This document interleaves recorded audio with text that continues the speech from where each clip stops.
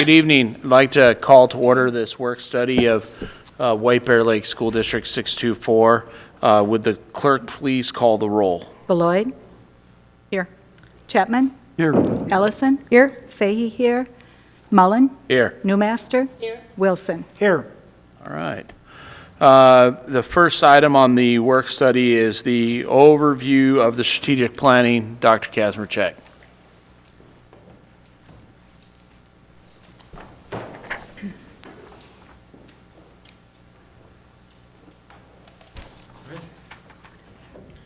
Thank you, Chair Mullen, members of the board. I'm here tonight with Ange Nelson.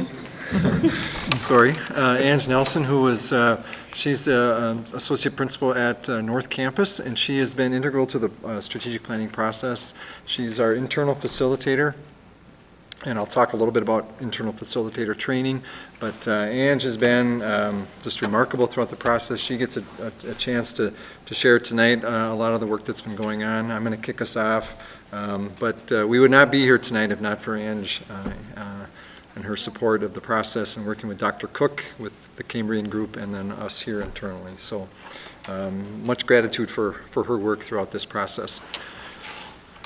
So back in July, I mentioned the internal facilitator training, and in fact, we had a couple of board members go through it. Ellen and Marge went through that training as well. And we learned from Dr. Cook what it is what it is to think strategically and what it is to challenge an organization to move forward and create a new future. And that's what we set out to do with this process. And so we were ambitious, and I think we have an ambitious plan to unveil this evening.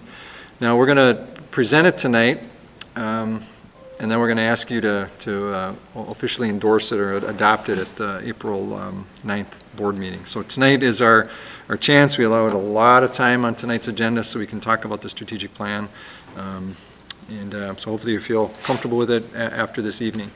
So that was in July, and then in August we presented to the school board leadership team and the entire staff at convocation regarding the process. So we were trying to drum up some excitement around the idea, and I think we ended up doing that. We ended up having a significant amount of interest in the process as we got it underway. So then in September, a 30-team planning team, and that's a couple of board members, and I'll show the names here in a minute. We met and we drafted a belief statement, mission statement, objectives, and strategies. That was over a 3-day period in September. Also, around that time, Dr. Cook had it wasn't closed, but it was a session with the school board, if you recall. Some of you those of you who were on the board at the time, Dr. Cook came and spent a couple of hours with us and again talked about strategic thinking and the need for this to go through this process. And again, ultimately, we've gone through that process now. We're at the point where we're presenting to you the work that we've done. Also in the fall, in conjunction with the operating levy renewal presentations, so Mr. Wald and I presented, I think we lost count, we were right around 60. Most of the time we did those together. There were times where I did them on my own. There were times when Mr. Wald did them on his own, but we also included a portion of the presentation was about the strategic plan. So we tried to get word out that way as well. So we called them awareness sessions. We also publicized that work during the fall as well. Planning team members, the names are here. I'm not going to go through the names, a little bit small, but generally we wanted to make sure we had a very good representation of our community. So if you, each group of our community, whatever group you belong to, we wanted every group to be able to identify themselves in this list somehow. And so what you're seeing tonight is it's not my plan, it's not Ange's plan, it's not a cabinet plan, it's actually the community's plan that's coming before you. I just have the privilege of sharing it with you tonight, and Ange has the privilege of sharing it with you tonight. And I think it's important to emphasize the fact that this is the community plan. And in fact, we had over 200 community members and staff members involved in the process. We had from November through February, so just recently ended, we had well over 200 people sign up, at least initially, and there was some drop off, but some of the groups maintained pretty good membership throughout these few months. And so we had over 200 community members involved. And in fact, some of the planning team members that I showed you before joined one of the action teams, the results that you'll see later on. But they went into an action team not as a planning team member who might have additional knowledge that might be able to influence a decision. They actually joined it as an individual, just as a community member. They had to check their credentials at the door, as Dr. Cook would put it. And so we did have some involvement. And I also want to clarify this. I did not belong to an action team. I did go to a couple of different meetings when asked, because there might have been, for example, one example with the Strategy 6, where they were talking about facilities. Somebody asked the question, well, doesn't the district have a facilities plan already ready to go? Isn't there a secret facilities plan? And I went to the meeting and assured that group that there was not a secret facilities plan, unless it was so secret that I didn't know about it. But we had a really good conversation. We were able to put some of that conversation to rest, that sometimes the rumor mill gets the better of people, and we were able to talk through those things. And that happened one other time where we were able to talk about one of the strategies, and would the board actually support the work we're doing, and I assured them that what we present and what the board approves, it will be what we intend then to carry out. And that actually was the group that was focused on equity work. So, all right, and we just wrapped up on March 20th, so just a week ago. We just wrapped, actually not even a week ago, we just wrapped up our final day with Dr. Cook. The planning team spent 2 days in late February, and then one more day with Dr. Cook last week to finalize what you're seeing tonight. So it literally is hot off the press. All right, so just a little bit, and some of this you've seen, but I want to walk through it, and I apologize, some of this I'll just be reading to you, but just bear with me. Hopefully my voice won't put you to sleep this early in the evening. But so we develop belief statements, very, very important part of the process, and in fact, of the first 3 days that we spent together, probably a day and a half or so was spent developing belief statements. So a very, very important as part of the process. It was laying the groundwork for the work that was to come. And so these are fundamental values, our ethical code, our overriding conviction, inviolable principles. And again, remember, we had a group of 30 people who we think represented the community quite well. It represented different political views quite well. And we feel we developed these beliefs by agreement. We agreed. There was no voting. There was no by consensus. This was by agreement. Everyone in that room agreed that these are our beliefs as a system. So we believe each person has innate value. Again, I'm just going to read these through. So stop me if you wish. We labored over every single word. So if you want to change a word, we might have to push back on that a little bit, and Dr. Cook would appreciate if we did, because of the amount of time we spent wordsmithing each of these. So each person has innate value. Service nurtures both community and self. Everyone has the power to design their own future. Respect for diversity is strength. Integrity is fundamental to relationships. Each person has unrealized potential. Communities with shared goals have unlimited potential. We are stewards of the earth. Learning enriches one's quality of life. Everyone has a right to a safe and respectful environment. Challenge leads to innovation and growth. All people deserve unconditional love. So from there, we then developed our mission statement. So you may be familiar with our existing mission statement. We are asking you to approve a new one. And again, you've seen this before. You've seen it in draft form. We still call it in draft form until you actually take action on it. So this is our declaration of the unique identity to which the organization aspires. That's a key word. It's what we aspire to be.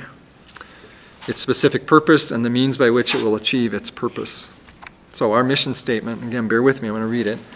The mission of the White Bear Lake Area School District, the community at the forefront of educational excellence, honoring our legacy and courageously building the future, is to ensure each student realizes their unique talents and abilities and makes meaningful contributions with local and global impact through a vital system distinguished by students who design and create their own future, diversity of people and ideas, safe, nurturing, and inspiring environments, exceptional staff and families committed to student success, and abundant and engaged community partners.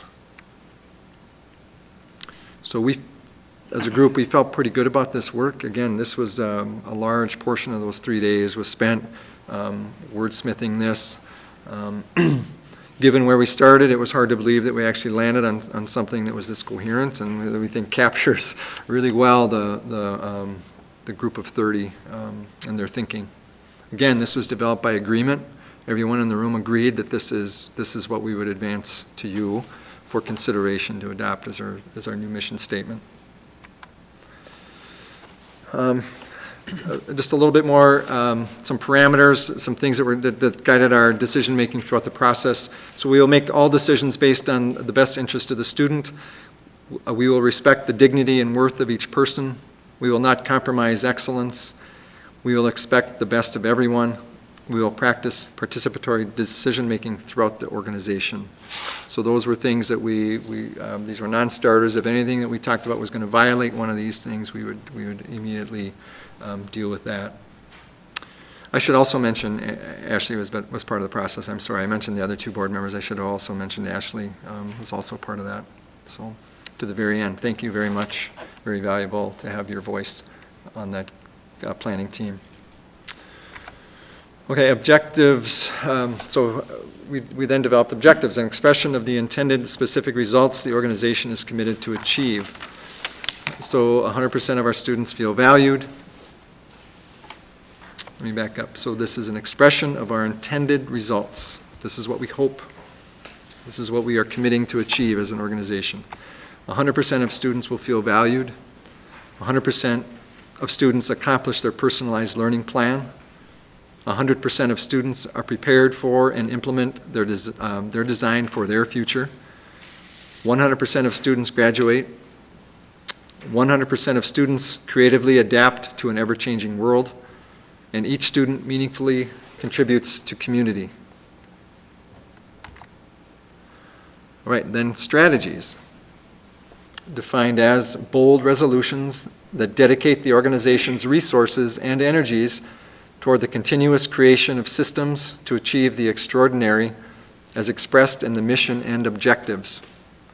So to achieve our mission and our objectives, we developed strategies. And that's where the bulk of the presentation is going to focus on tonight. This is where we focus our resources and our energy. So I'm going to walk through the 8 strategies relatively quickly, and then I'm going to hand it off to Ange, and she's going to go into the different action steps within each strategy, and then we'll have an opportunity for questions at the end. And there's a reason for doing it that way, and I think you'll see what I mean here shortly. So the White Bear Lake Area Schools strategic plan consists of the following 8 strategies. We will ensure that each student is the primary agent in their learning. We will provide expanding access to a broad range of opportunities for all students. We will foster community engagement and partnerships. We will build organizational capacity.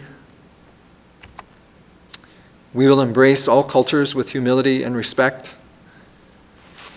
We will ensure learning environments enhance students' educational experience. We will engage families as partners in the education of their children. We will ensure the social and emotional growth of our students. And we act on these strategies in order to accomplish our mission and objectives. So I will stop and I'll open up for questions up to this point. And actually, let me point to a document. You have a single sheet of paper that there's a lot on this. This is what Ange isn't going to use this as her guide. She's actually going to use the PowerPoint. Then I'm going to come back on and we're going to talk a little bit about what we're thinking in terms of timing of some of the implementation. So there are a lot of action plans, And so Ange is going to go through those now, and it would be best if you all have a hard copy. If you have a question, if you would maybe write your questions down, and then we'll tackle those at the end. Otherwise, we might get bogged down on one of these and not get through it. We've allowed an hour and a half, but I would hate to see us get bogged down for 20 or 30 minutes on one strategy. We want to make sure that we give each of the strategies adequate time. So if you're okay with that, we'll continue on unless you have any questions now. Ms. Ellison has a question. Can I just ask a clarifying question? What's the lifespan of this strategic plan? 3 to 5 years. Okay, thank you. Yep. Any, Ms. Beloy? Can you define organizational capacity? What exactly does that refer to? Are you referring to the strategy? Yeah. Okay, can we go through the action steps? That might help clarify what that means, and then if it doesn't, we'll take another crack at it. As it was defined by the action team, that's how we'll answer it. So, Any other questions up until this point? Okay. okay. Did you want to talk about this graphic, or? Yeah, so Marissa put together this beautiful graphic that really lays out everything that Dr. Kazmierczak just discussed in a way that I feel is really easy to read and to look at. So hopefully as we move forward, we can kind of use this as a reference point. Like Dr. Kazmierczak said, I'm going to go through the strategies, and it is going to be quite a bit of reading, to be honest, in hopes that you take down notes and questions that you have that can be answered at the end. So I think the only other thing that I would say is kind of to start things off is I'm going to be going over each action plan under the strategies, but know that in each action plan, there's many steps in how to implement that plan, but that's not anything we're going to go over tonight. That's really part of implementation and next steps. We're going to focus on the results. What do we want the end result to be? And that's what I'm going to be reading off to you. If that makes sense. All right, so strategy 1, we will ensure that each student is the primary agent in their learning. So action plan 1, learners have choice and flexibility to master rigorous content and skills. Action plan 2, learners choose to develop capacity to achieve their ongoing academic and personal goals. Action plan 3, educators are empowered to create the conditions that nurture student agency. And action plan 4, learners connect with our greater communities to expand learning opportunities and authentic experiences. And there are just 4 action plans in that first strategy. And I think I would mention too, I know Dr. Kazmierczak has brought this up a couple times, but the planning team did have to come to agreement on these plans as well before anything could move forward, which is one of the reasons why we actually met for a 3rd time in March. It's after 2 days of meeting and going through all of the action plans. There were some clarifying questions that needed to be answered and some things that we wanted the action teams to think more about. So action teams got back together, and that's why we revisited those plans just a week ago. So again, all of these were by agreement, no voting. Maybe I'm going to, if I may add just a couple things on strategy 1. Strategy 1 is the strategy that the planning team got really excited about, and I don't know if Ashley, if you want to comment on this. This is the strategy that will truly push us to a different level as a school system. This whole concept of students being the primary agent in their learning is exciting. We don't know exactly what it all means yet. That's the exciting thing about a strategic plan, is that there's risk involved in that, and risk in a good way. And this is what came back to us, and so now we are committing to this strategy. And as I said, the group of 30 or so who came back to refine this and to make the final changes to it before it came to you was very excited about this concept. And in fact, strategy 1 will help guide the rest of our thinking throughout the other 7 strategies. So again, a real key development through the process was this strategy 1. So Ashley, I don't know if I'm putting you on the spot, but you can handle it. You've proven you can handle it. Do you have anything to add? Yeah, sure. I can say that as a student, this is the strategy that excites me the most. I think this is really what's going to benefit our students and drive education in our district in the next coming years. So I'm really excited to see how this turns out. Okay, so strategy 2 then is we will provide expanding access to a broad range of opportunities for all students. Action Plan 1, every student will have access to a robust digital citizenship experience. Action Plan 2, all students engage in real-world, interactive global experiences. Action Plan 3, comprehensive elementary visual arts programming in all schools. Action Plan 4, comprehensive elementary science programming in all schools. Action Plan 5A, it's kind of a two-part. Academic scheduling is critical to the social and emotional well-being of each student. Action Plan 5B, student social and emotional wellness is integral to the academic success. Action Plan 6, every 3-, 4-, and 5-year-old child has access to free preschool with transportation at no cost to families. Action Plan 7, an empathetic and equitable learning environment. Action Plan 8, all students have equitable access to rigorous education. Action Plan 9, students experience individualized attention and access to appropriate supports. So again, just a reminder, as we kind of look at these are result statements. There's a lot of implementation steps that's behind that, but we're really focused on those result statements tonight. Strategy 3, we will foster community engagement and partnerships. So Action Plan 1, a common space to foster mutually beneficial community engagement and partnerships.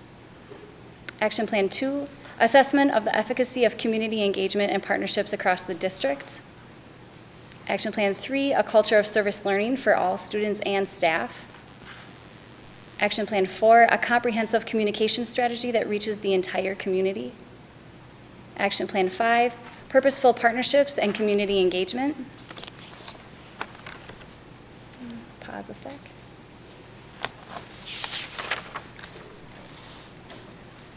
So then strategy 4 is we will build organizational capacity.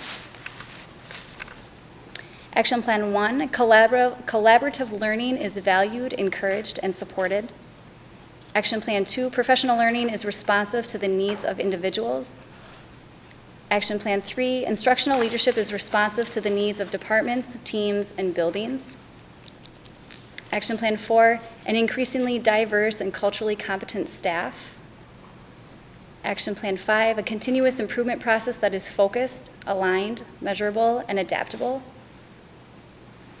Action Plan 6, the district identifies and accesses alternative financial resources.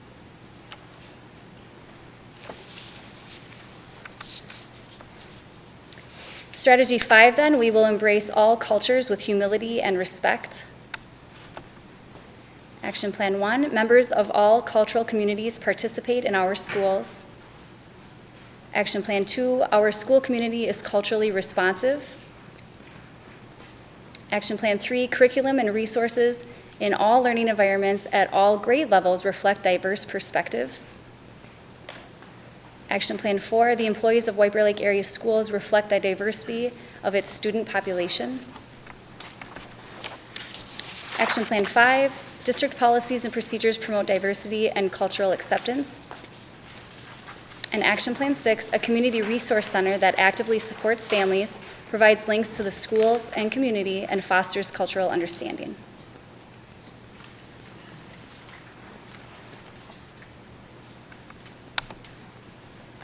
Strategy 6, we will ensure learning environments enhance students' educational experience. So Action Plan 1, a community-supported plan for the structure of our schools. Action Plan 2, facilities that will support the needs of the district and community. Action Plan 3, community stakeholders have access to the inclusive learning environments and available opportunities. Action Plan 4, flexible, collaborative, and inspiring learning environments meet the needs of a diverse range of learners. Action Plan 5, innovative learning environments that are forward-thinking and future-ready. Action Plan 6, have the support, tools, and training to connect and empower all learners.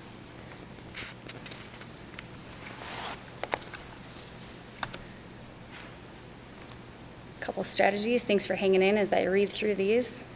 Strategy 7, we will engage families as partners in the education of their children. Action Plan 1, a district framework that designs and guides family engagement initiatives. Action Plan 2, families and educators collaborate towards student success. Action Plan 3, all families engaged through innovative and varied programming. Action Plan 4, thriving adult basic education program. Action Plan 5, family social events are culturally responsive and equitable across the system. Action Plan 6, families are empowered and invested through purposeful inclusion at each site. Action Plan 7, family outreach provides cultural, emotional, and social resources to engage families. Action Plan 8, consistent communication that meets the needs of all families. Action Plan 9, professional development to build the capacity, skills, and knowledge for family engagement.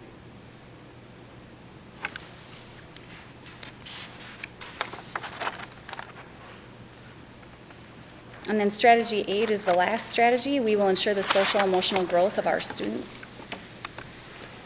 Action Plan 1, a district-wide definition of social emotional learning, or SEL, and that's really how we're going to reference it from here on out, SEL, SEL, standards and assessments. Action Plan 2, a designated space in each school building where students can access support services. Action Plan 3, a district-wide wellness center where students, families, and community members can access support services. Action Plan 4, district-wide SEL professional development and curriculum to meet the SEL standards. Action Plan 5, outreach and programming around the topic of SEL. Action Plan 6, schools structured to positively impact student SEL. And Action Plan 7, appropriate nutrition to support SEL.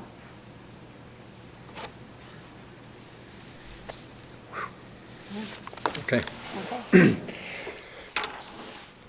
So just a couple things more. Implementation schedule and cost analysis, we'll spend a little time on this. I do want to mention what's coming. So April 9th, you'll be presented the plan for approval, and then on June 12th and 13th, we're going to have Dr. Cook back with us with our leadership group to go through a process that's called where we develop mutual commitments around the plan.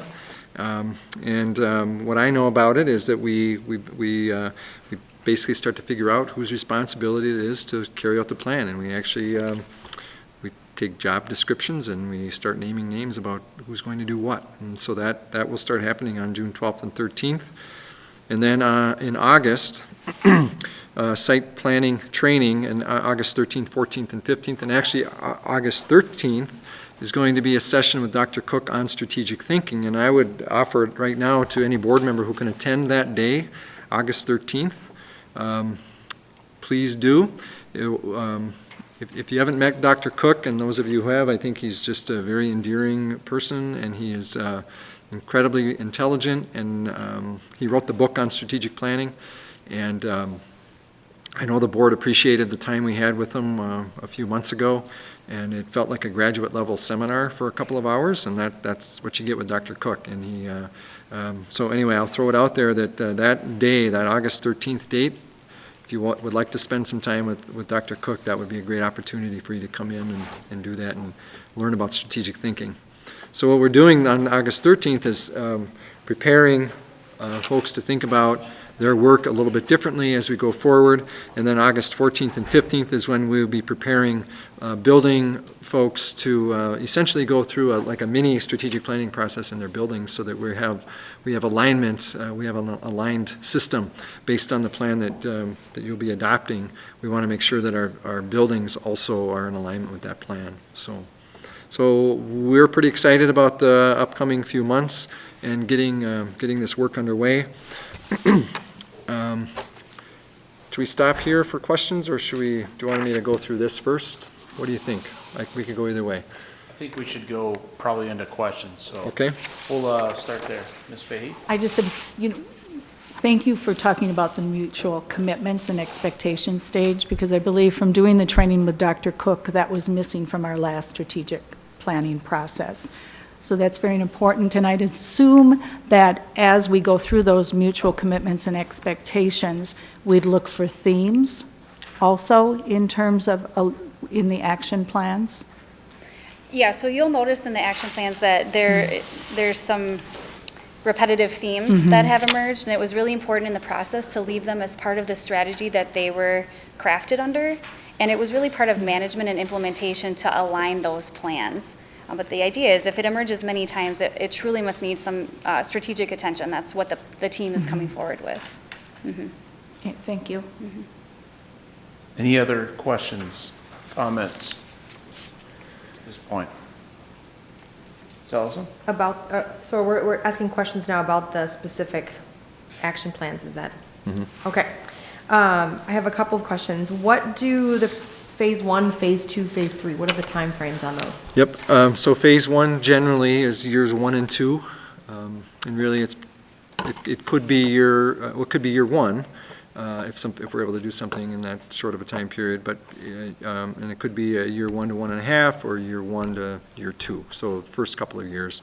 Phase 2 will be after that, but it might be a little loose, because it could be year 2 and 3, it could be year 3 and 4, depending on what needs to take place before we would start. So let me point to an example of what I mean. If you go to the 6, we will ensure learning environments enhance students' educational experience. Okay, 6.1, a community-supported plan for the structure of our schools. That's in phase 1. That will take us, that'll take us about a year to complete. And that's why we can't do the others until, and that may only be a year for that. So phase 2 would actually begin perhaps a little bit sooner than 2 years out, but we have to complete that step before we can move on to the others. So the phases are a little bit fluid, but generally it's years 1 and 2 would be phase 1, and then year 3 and 4 would be phase 2, but that's not hard and fast. And then phase 3, it would be towards the end of the life of the strategic plan. Yep. Go ahead. Oh, I have another question about strategy 2, in particular, action plans 3 and 4. The comprehensive elementary visual arts and the comprehensive elementary science, which I love. But my question is, why those two? And specifically, I'm thinking about social studies. Is something that is certainly important for all elementary students, as important as science, I would argue. The standards are there, but if we're calling out specifically science and visual arts, why those two? Sure. You have a good answer. Yep.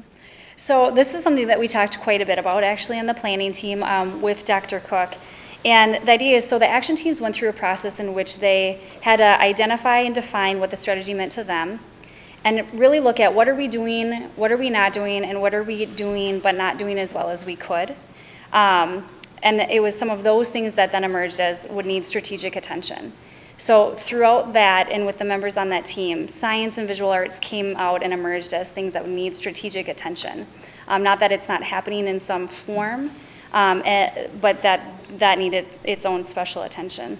The other thing that we talked about as part of the planning team is that when you look at strategy 1 and how transformative that strategy will probably be with students becoming the primary agent of their learning, that these two call out very, very specific programs, but through strategy 1, we acknowledge that those are 2 examples, that there's a lot more to come once we are able to kind of flesh out students being the primary agent of their learning and what that looks like.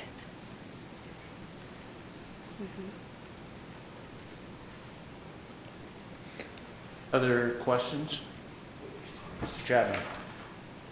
Forgive me if this has already been mentioned, but in terms of the phases, phase 1, phase 2, phase 3, is this pretty much how the groups came back as far as timeframes? I mean, were they given that option at all?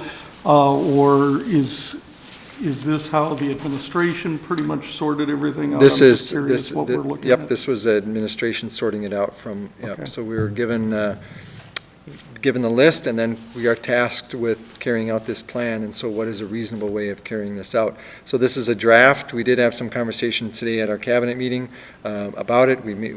So I took a crack at it last week and over the weekend at cabinet. We spent some time talking about it today. We made some edits, and this is where we're at right now. I would say that it's certainly not etched in stone, but we did put some thought into the timing of when something might have to happen before the next thing could potentially happen. And we also have to be realistic that there's only so much an organization can take on at one time, and there's only so many people to carry out the work, and so we're trying to balance all that as well. And some of these we might consider perhaps maybe they're a bit like low-hanging fruit. There are things that we can probably pull off relatively soon and without a whole lot of expense, but there are others that that could be, I'll just give you an example, that could be go to strategy 8.3.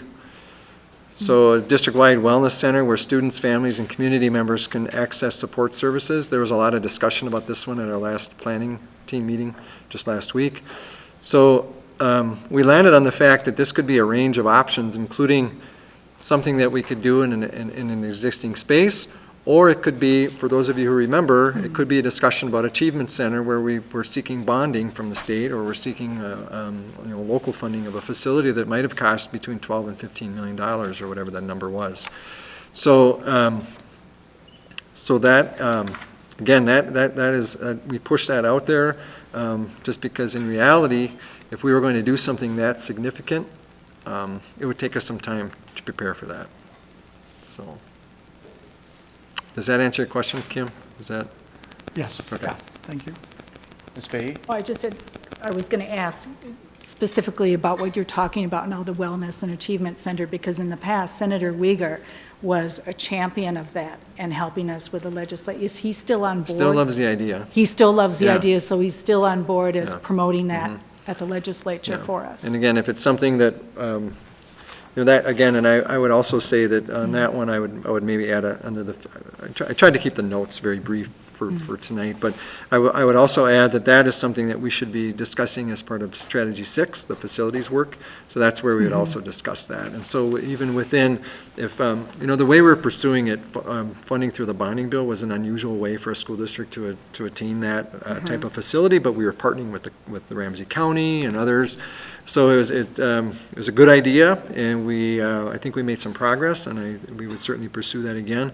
But if we were to, again, as a board and administration, say that this is actually an idea that we want to pursue, even if it's with our own local dollars, and that would be something that should be included in that conversation about facilities. And then we would decide if state funding isn't there, is that something that we might support locally?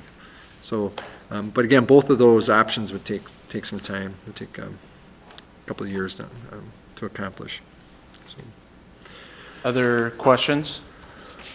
Okay. Chapman? Keying off a comment that you made in terms of, an organization can't take on too much. It seems like, the last strategic plan we had, we did at times, in hindsight, we look back and it looks like we did take on too much. I think we stretched our staff a lot.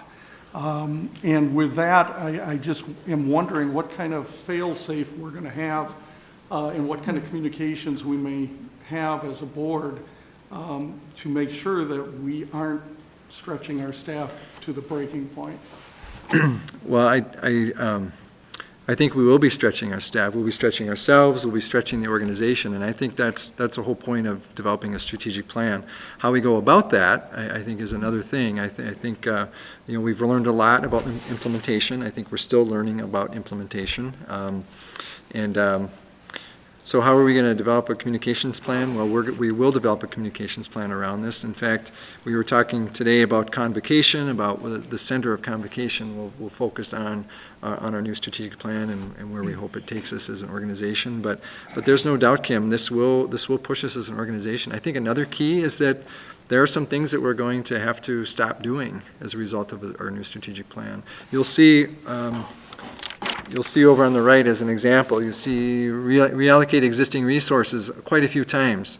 Well, what does that mean? It means that we're not counting on going to the voters to seek additional millions of dollars a year to implement this plan. We know that in order to pull this off, we're going to have to rethink how we do some things. So we might have to not do something in order to do something here. And so I think that's part two of what.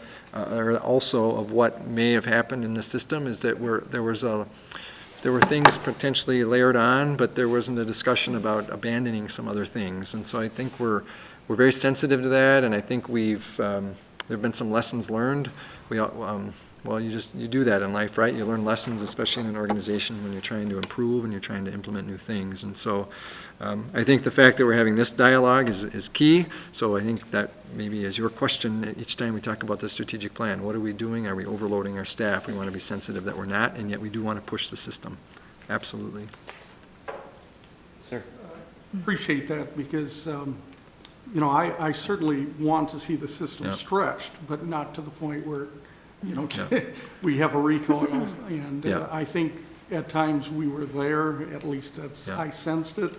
And I just want to make sure that we are being, very Yeah.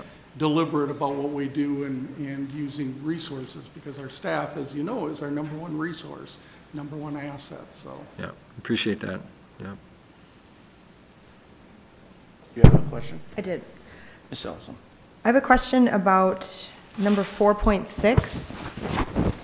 The district identifies and accesses alternative financial resources. What does that mean?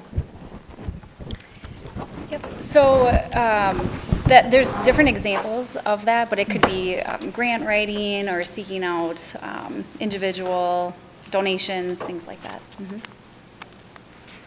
We wanted to bring a more structured approach to seeking additional resources, so. Outside like, of we state don't- funding and Yeah, like bonds we and- don't, like, for example, we don't have a grant writer. Well, would we add that position? Well, not necessarily saying that, but we might have a team of folks who we define what their role might be in that, in pursuing grants. And if a grant writer could support him or herself, then that is something we would consider doing. But it's just rethinking how we approach alternative funding sources. I'd just like to throw something out there that I've been interested in for a while, but if we go to Strategy 5 and Action Plan 5, District Policies and Procedures Promote Diversity and Cultural Acceptance, I think it's really important as a board that we develop some sort of equity analysis framework for the decisions that we make. And I think that would be the next step possibly for the board, but I just want to throw that out there so people start thinking about it. Like, when we're making these decisions, what are we using as criterion to make decisions? When we look at the impact on the entire district, we look at groups that may have lost out on opportunities in the past, but I think that's very important for us to consider also in terms of moving into a new strategic plan. How do we function as a board when we make decisions? I think you very succinctly described that group's work in that area. So, and I know you weren't on that, you weren't No. part of those conversations, but what you describes well what the group is getting at with this one. Okay, and I think it's from being our board representative on Equity Alliance Minnesota and talking to other board members that are developing these things in their district, so we can say, this is what we're using to make decisions. I think is very important as we move forward through the strategic plan. And that's an example of one that it's not going to cost us $1 in terms of implementing that. And we could begin that as soon as the next policy committee meeting, right? Because we have examples of what other districts are doing with that kind of a framework, so. Ms. Beloy, and then I'll get to you, Mr. Wilson. I just had a question, Strategy 2, Action Plan 6 for the preschool. Would we continue to use the current facilities, expand those facilities? What do we, We would not have enough room to do this. that's what I'm asking. So you can see that it's in Phase 3. And I should have also noted that this would be part of the Strategy 6 discussion. I mean, if this is ultimately the direction we are going to go, then we are not equipped facilities-wise to pull that off. And in fact, the $2 million annual operating cost, that was me coming up with a reasonable estimate. And I like to use the fact that I was a CFO for a lot of years to give some credibility to my numbers. But anyway, it was coming up with a reasonable estimate of 3-, 4-, and 5-year-olds, maybe 250 or 300 kids in each of those ages, and figuring out what would it take to deliver a reasonable, maybe we have a tuition model, so applying a tuition rate to that number. That $2 million could be far too low. I also put it out in year 5, or year 4 or 5, because that's something that we would definitely be working hard for state support for that, if that's something we were going to pursue. And I know Governor Dayton, and there's been a lot of discussion about preschool funding, and that's been a priority of his. So we'll see what happens in the next few years if that continues to be a priority at the state level. There's been significant resources put towards preschool programming by the state, and so we would hope that some of that would continue, and that we might see even more resources put there. But then to backfill whatever isn't there with local dollars is a realistic possibility. We have some potential room on our operating levy, for example, if that's something we want to pursue a few years down the road. We wouldn't do that right now, but we would talk about that. So. Then I also, same strategy, Action 5A, something that's actually, I've been, this academic scheduling, especially at middle school level. High school, I think there's a lot more choices, but the middle school level, it seems that's a real key area to really look at the scheduling. Yep. Yeah, scheduling will definitely have a cost. So, and I know that's embedded, and again, to the extent that I could put some notation on the fiscal notes part, but I think somebody might have an estimate to go from to go to a 7-period day, for example. What does that cost us in FTEs? Somebody? About $1 million per building. About $1 million per building. So I mean, there's real cost to changing a schedule. That doesn't mean we're going to shy away from looking at it. We are going to look at all those things. One of the things we wanted to do, and I guess maybe it's more of a challenge to a school board, because ultimately you have the approval process, and so you don't have to worry about being tied to whatever you approve on April 9th, that we're gonna spend $2 million in 5 years on preschool. That isn't what you're committing to. You're committing to an idea that we're going to pursue because it's part of our plan. But one of the things that will be a challenge again is coming up with the resources to pull some of this off. So as a board, I think you're asking great questions, and you're going to be able to ask those questions as we go forward as well. So. Can I just do a follow-up on that? Have we spoken with like the language teachers, the art people, everybody else to see how they think best practices could work within that scheduling? Have we attempted that part of the conversation Well, yet? we've done a little bit of that. I know in the last couple of years, we talked at the middle level, for example, about scheduling, and we brought together a group of teachers and had conversations. I think as we go forward, I mean, that's definitely what we'll do. We'll work with our staff to come up with potential solutions. I know when we were, maybe it'll come up later, but it's a good example, and I don't mean to bring it up now, Sarah, if you're going to talk about it later, but we talked about the middle school schedule and some of the challenges, and the issue with fixing it is that there were departments that were going to vastly improve their situation, but there are other departments that would be very much negatively impacted, and those are difficult conversations to have, and ultimately, again, we're not afraid of having those, and ultimately there might be recommendations that come forward that do move some things around in that way, but absolutely teachers would be involved in those conversations. And I think we've, at least in recent history, we have a track record of doing that. Mr. Wilson. Going back to Mr. Chapman's concern for what do you call a safety net, do we have or could we have Dr. Cook under contract or on retainers? Would he be available for consultation if we get mired in our planning process? Dr. Cook would love to stay involved with us. We're not sure if he tells everybody this, but he's enjoyed working with us. I know he's enjoyed working with Ange and vice versa. But yes, he's a resource for us. One of the things we did differently, again, not to spend time on the past, but one of the things that we did differently this time is we used the same firm. So we used the same the Cambrian group. It used to be called Cambridge. So if you were around a while, that might be a familiar name. But Cambridge became Cambrian. It was Dr. Cook's work, but we worked with a different consultant in the past. This year, we specifically requested Dr. Cook. I know some of us have been through training with him. I know Sarah and I went and learned from him 2 or 3 years ago now. And we felt like it would do our organization well to maybe switch up the facilitator, and we brought in the top guy, and he's available. We have him on cell phone. He picks up. He talks to us. He's been very helpful. So yes, absolutely, he would be involved. And oh, by the way, within I know some debate, like 18 or 24 months from now, we would actually be revisiting the plan and pulling the team back together and seeing how we're doing, and we'd be making some modifications. We might have decided that there may be certain things that we weren't able to pull off, or there might be things that we wanted to, we may need to advance even further. So he will be involved in the life of for the life of the strategic plan. Good. Mr. Chapman, and then I'll come back to you. Okay. It's not really a question, it's more of a comment, and this goes back to Board Member Ellison's question for 4.6. I see that it is scheduled for Phase 2, and I guess this has to do with the alternative financial resources, identifying those and accessing them.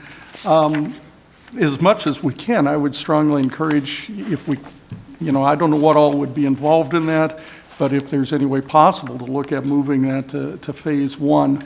The reason I say that, I'm aware of, my wife is a grant writer, I'm aware of a lot of money out there that is to be had, and I know that we have obtained a lot of funds as a district.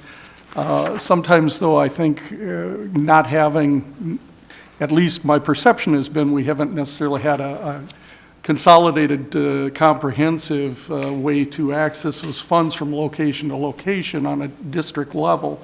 And I guess I'd like to, push that forward as much as we can and get as much money as we can early Consider on. it done. We will make that edit. Now, we can't do too many of these, because then we're going to have to rethink the whole thing, but I agree. I think it's probably an oversight on my part. That should certainly be part of a concerted effort now. Yeah, I agree. Malloy? New Master? I'm just going to second Kim's comment, and I know I've been surprised, grant writing in another area, the amount of money that's in different places, sometimes local, national, or international. And I think once the strategic plan is in cement, but in flex plastic or whatever it's really in, then there's a goal and what you can look at.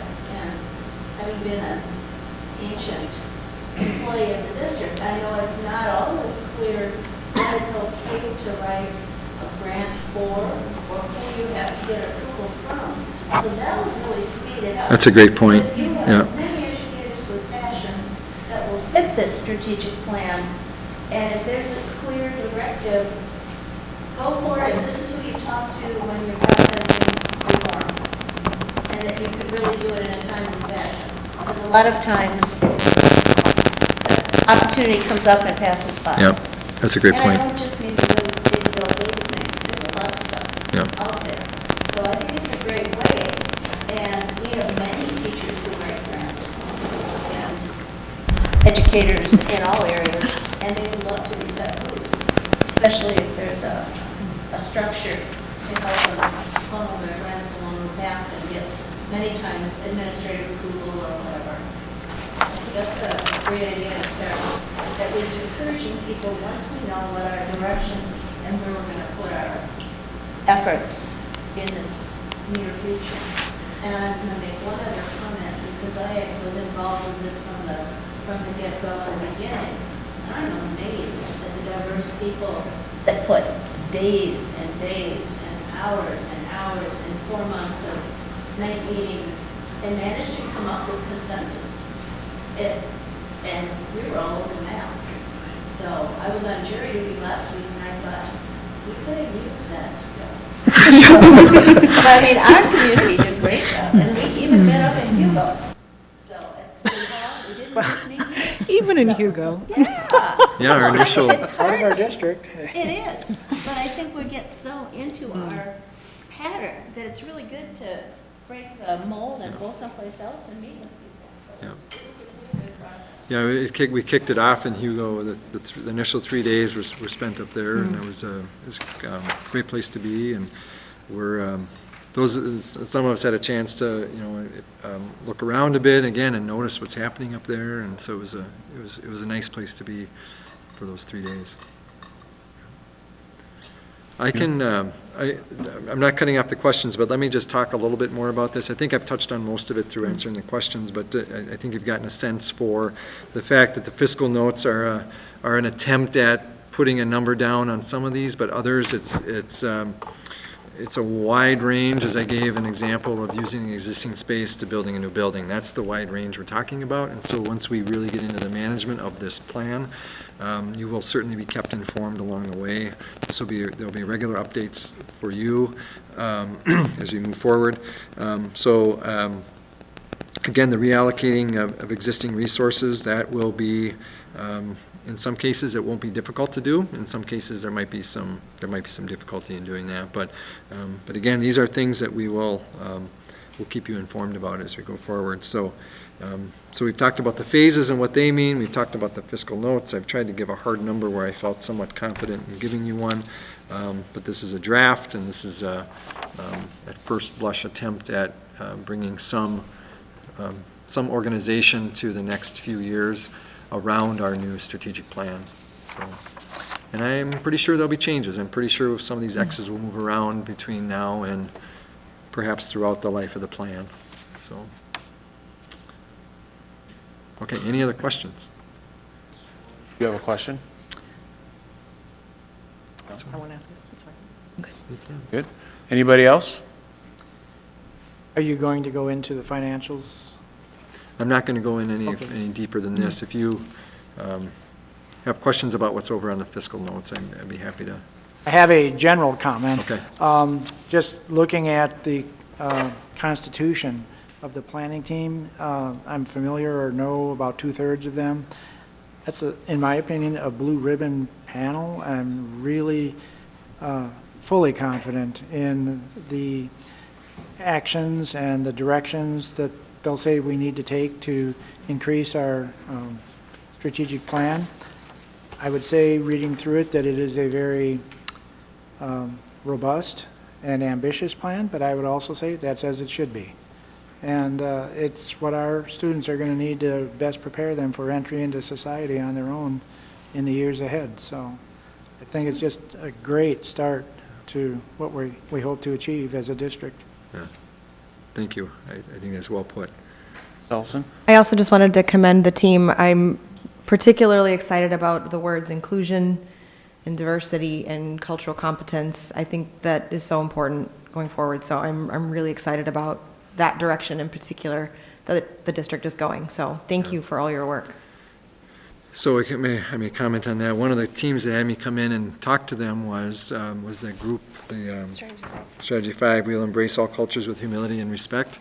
And when they were developing their action plans, they asked that question, do you think the board will support this? And I said, you do your work, we'll take this to the board, and then I said, if the board supports it, and I think they will, then our task is to see that this gets carried out. And obviously there was more than that, but I think they felt confident that going forward that they could come up with these action plans and present them to you, and you would consider them. And so that comment is much appreciated. Especially, I'll relay that message to the two leaders who were a little worried about that. So much appreciated. So our kids feel safe. Yeah. And included. So. Yeah. Any other questions, comments? Okay, thank you both very much. And we will then move on to item B2, which is the International Baccalaureate Program Review. Ms. Paul, Mr. Wald.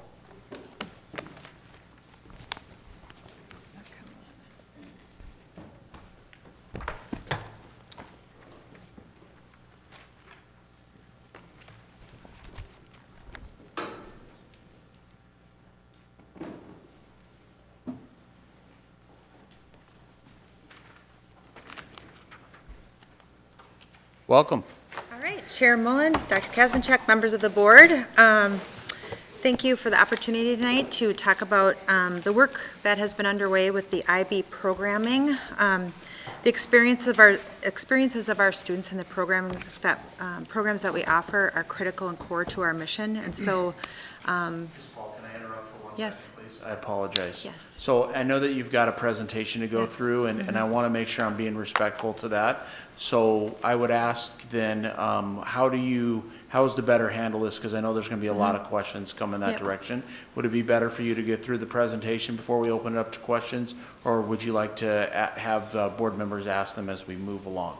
So there's going to be really 3 parts to this presentation. I'm going to just giving you a little bit of an overview of the direction we're heading, which will involve first having a chance to look at all of the stages of the IB program review that have been conducted. Mr. Wald will be available to share some of the questions that surfaced around the financials in the last discussion and make sure to address any additional questions that you have.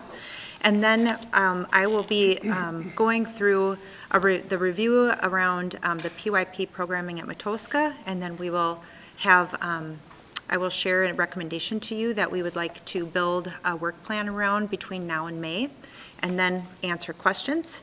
And then we will talk about the MYP programming at the 2 middle schools, share the key insights from the review process, share with you a recommendation that we will be building a work plan around for you to vote on in May. Thank you. Would it actually be possible to hear both recommendations before we ask questions? Well, we'd like to make sure that because through this process, we've learned that the programming really needs to be discussed separately. I just would want to make sure there's clarity around what the review, what insights we gain from the review and what the recommendation is and what that recommendation is grounded in, and talk about it, and then move on to the next program, because really they are 2 separate recommendations. Okay. Right. Everybody okay with that? All right. Sorry to interrupt. Thank you very much. That's okay. So, just wanted to give some background to make sure we're all grounded in what we've been working on the last year and a half around the priority that the board established to review our IB programming in the district. And so stage 1 really involved a literature review. The Center for Applied Research and Educational Improvement out of the University of Minnesota we entered into a contract with them. And the first stage was really around a literature review, looking at the published research around MYP and PYP programming, implementation, successes and challenges nationally and globally, and then outcomes that are intended to be part of that program. In addition to that, we also looked at some of the student outcomes that we have had in the district and some of the challenges when you're looking for whole child development and you're looking at standards-based instruction, why that's a hard goal to set out and quantify results from IB programming, which they shared the research behind the challenges of that in other districts as well. And then stage 2 was really focused on data collection of perception data. And we were looking at student, teacher, parent, and administrator perceptions, and that was conducted through focus groups, surveys, interviews, and document review. And then we also did internally a financial analysis. And so what we're going to do first is have Mr. Wald share a little bit about some of the questions that were asked in the last presentation and make sure that your questions are answered. Thank you.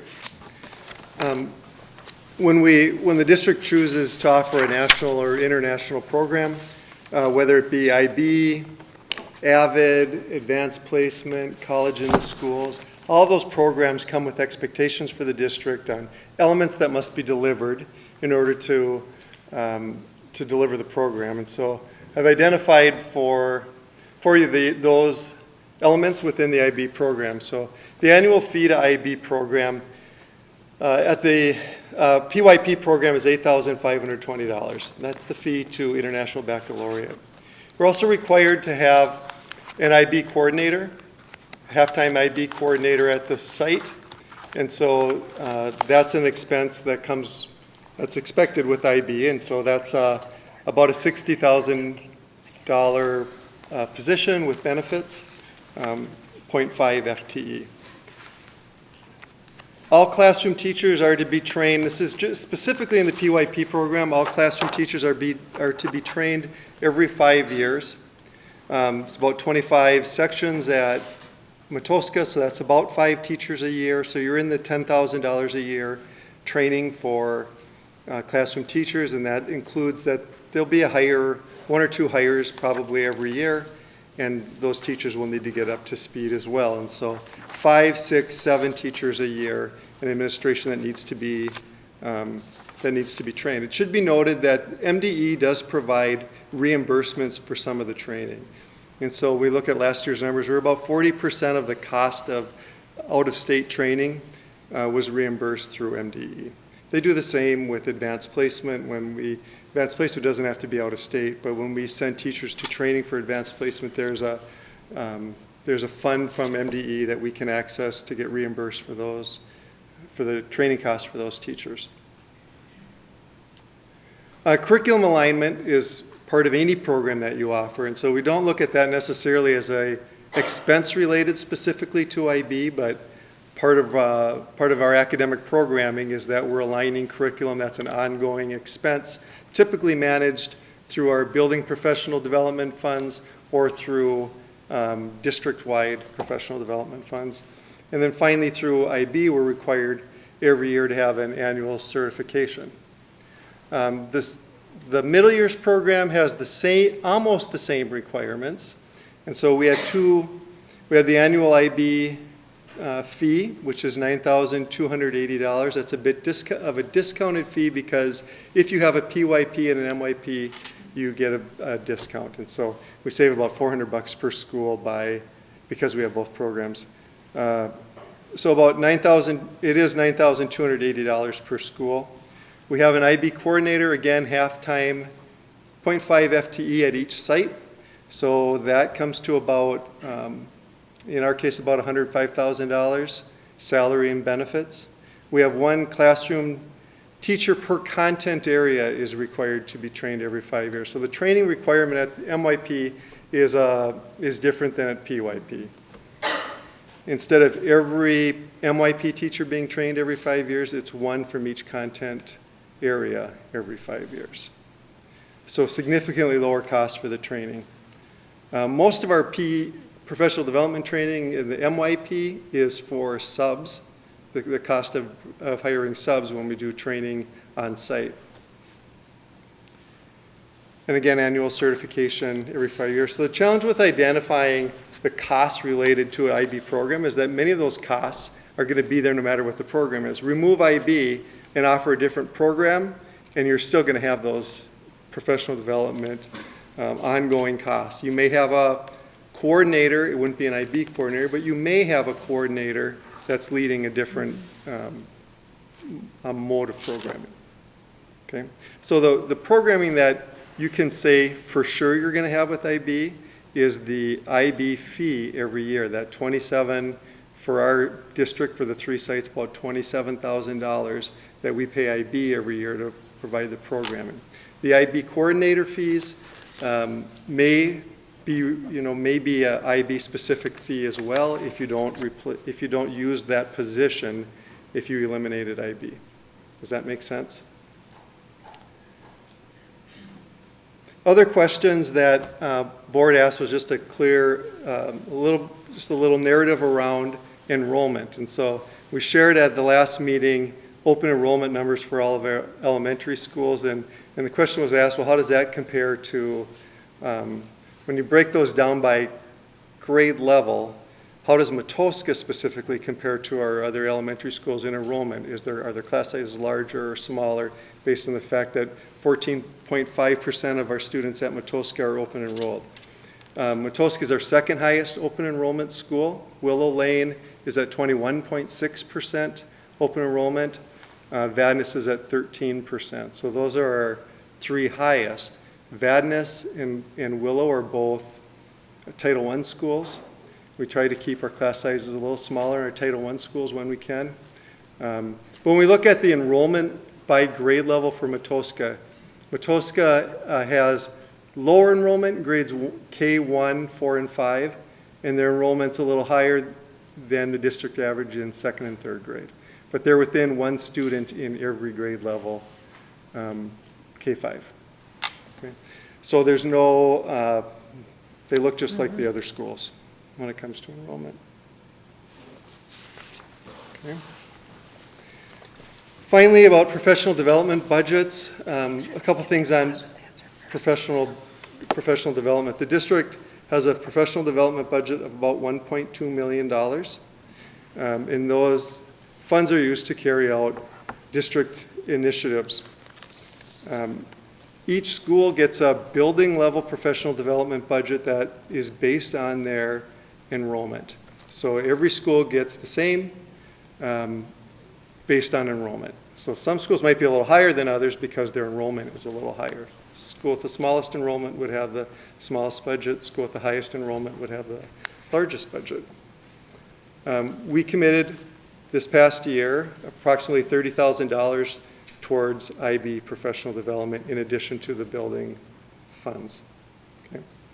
Buildings PD budgets are directed by building committees. So committees of teachers and building administration decide how to allocate building PD funds.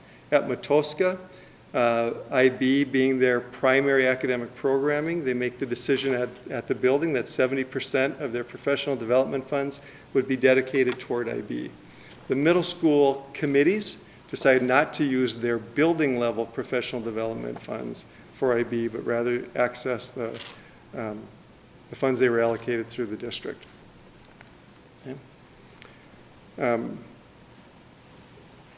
Would also note that Matoska PTO donates $3,500 annually for professional development at Matoska. Okay. So that's it for financial report.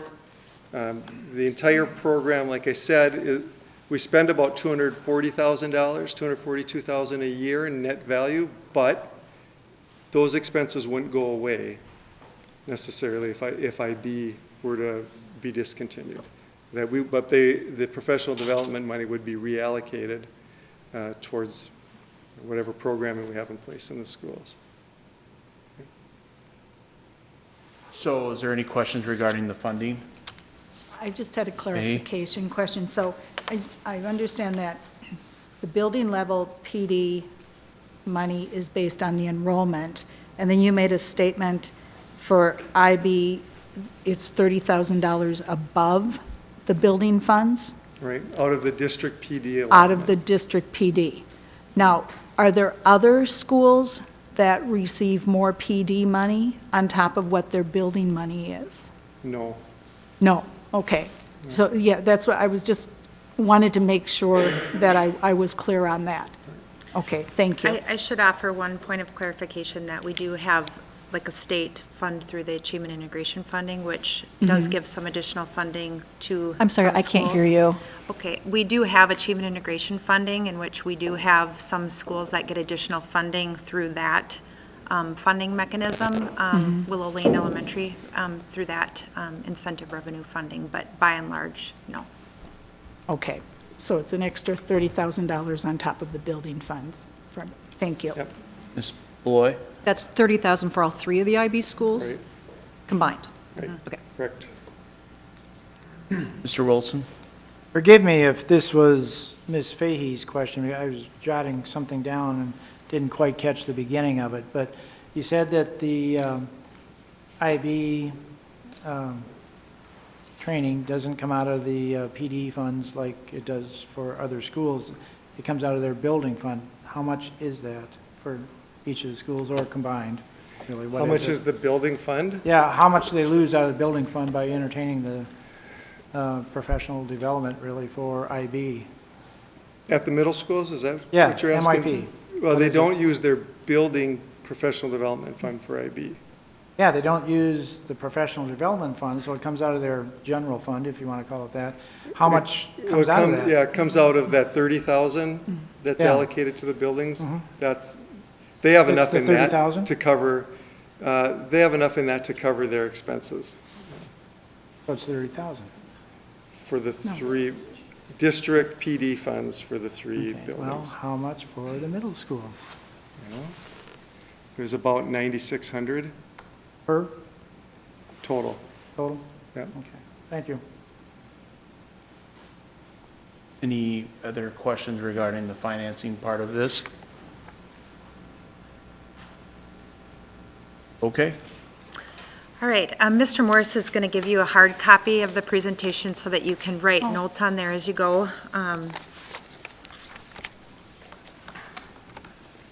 Thank you.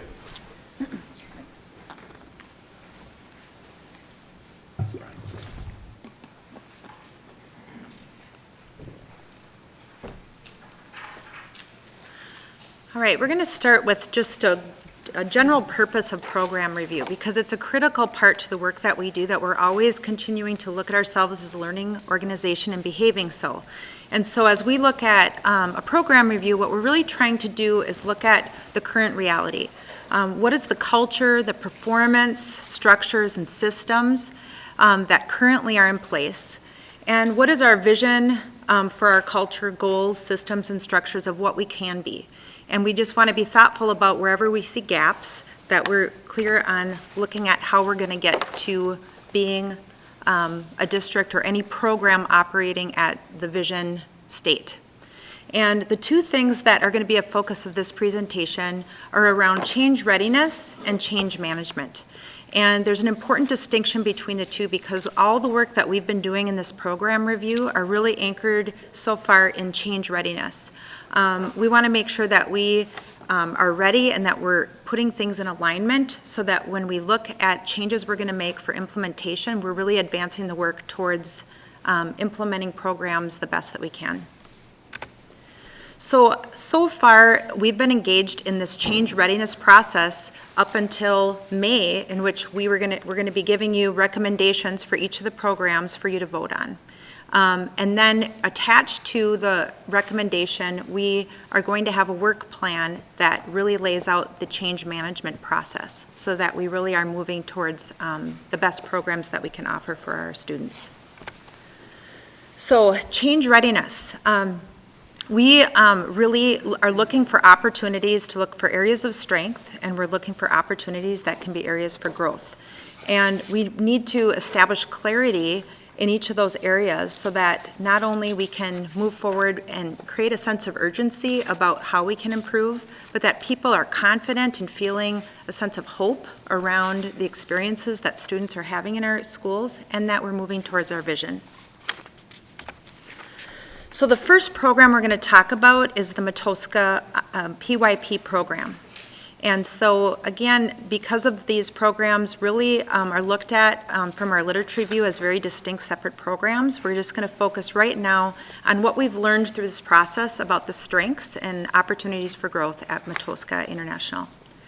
As you've looked at the report, I'm sure that it really popped out to you that we have got a lot of people that are really excited and proud and a lot of energy behind the experiences that students are having at Matoska. Parents, of those parents that responded to the survey, 91% stated that PYP status influenced their decision to choose Matoska. 96 of the teachers that responded stated that they are a better teacher as a result of PYP involvement. And 90% of students that responded stated that there is a focus on learner profile traits sometimes or every day. And so IB, yes, please. Okay, so IB, in our review, IB really is part of the identity of the school and highly valued across all groups of stakeholders that we engaged in this process. Yes, Mr. Wilson. Just so we're not casting a false impression, because those are strong numbers. 91% of how many, you know, or what percentage of completed questionnaires? Mr. Morris will look up that number real quick, but you're absolutely right. We were really careful to say of the respondents, because not every single parent responded to the survey. I believe we had a 30-some% response rate from parents, which Carrie said is a very good survey response rate. So to look at how that can inform our decision-making, they said that was a good response rate to be looking at. Yes, Ms. Fahey? Or did you want to tell the No, percentages? it or- was, yeah, 30, did you say 31? 30? 1%. 31%. And I do think that's important to keep that in mind, because, I mean, we are receiving lots of emails with numbers saying this, but you need to go back to the study. And I think even Dr. Ingram, when she was here, said that would indicate interest. Now, I do want to preface my statements that PYP, I understand, is the core of Matoska.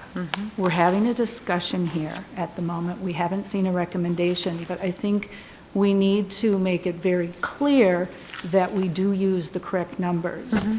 Because previously in the past, when things were implemented, numbers were used to skew people's opinions without looking at the accurate numbers.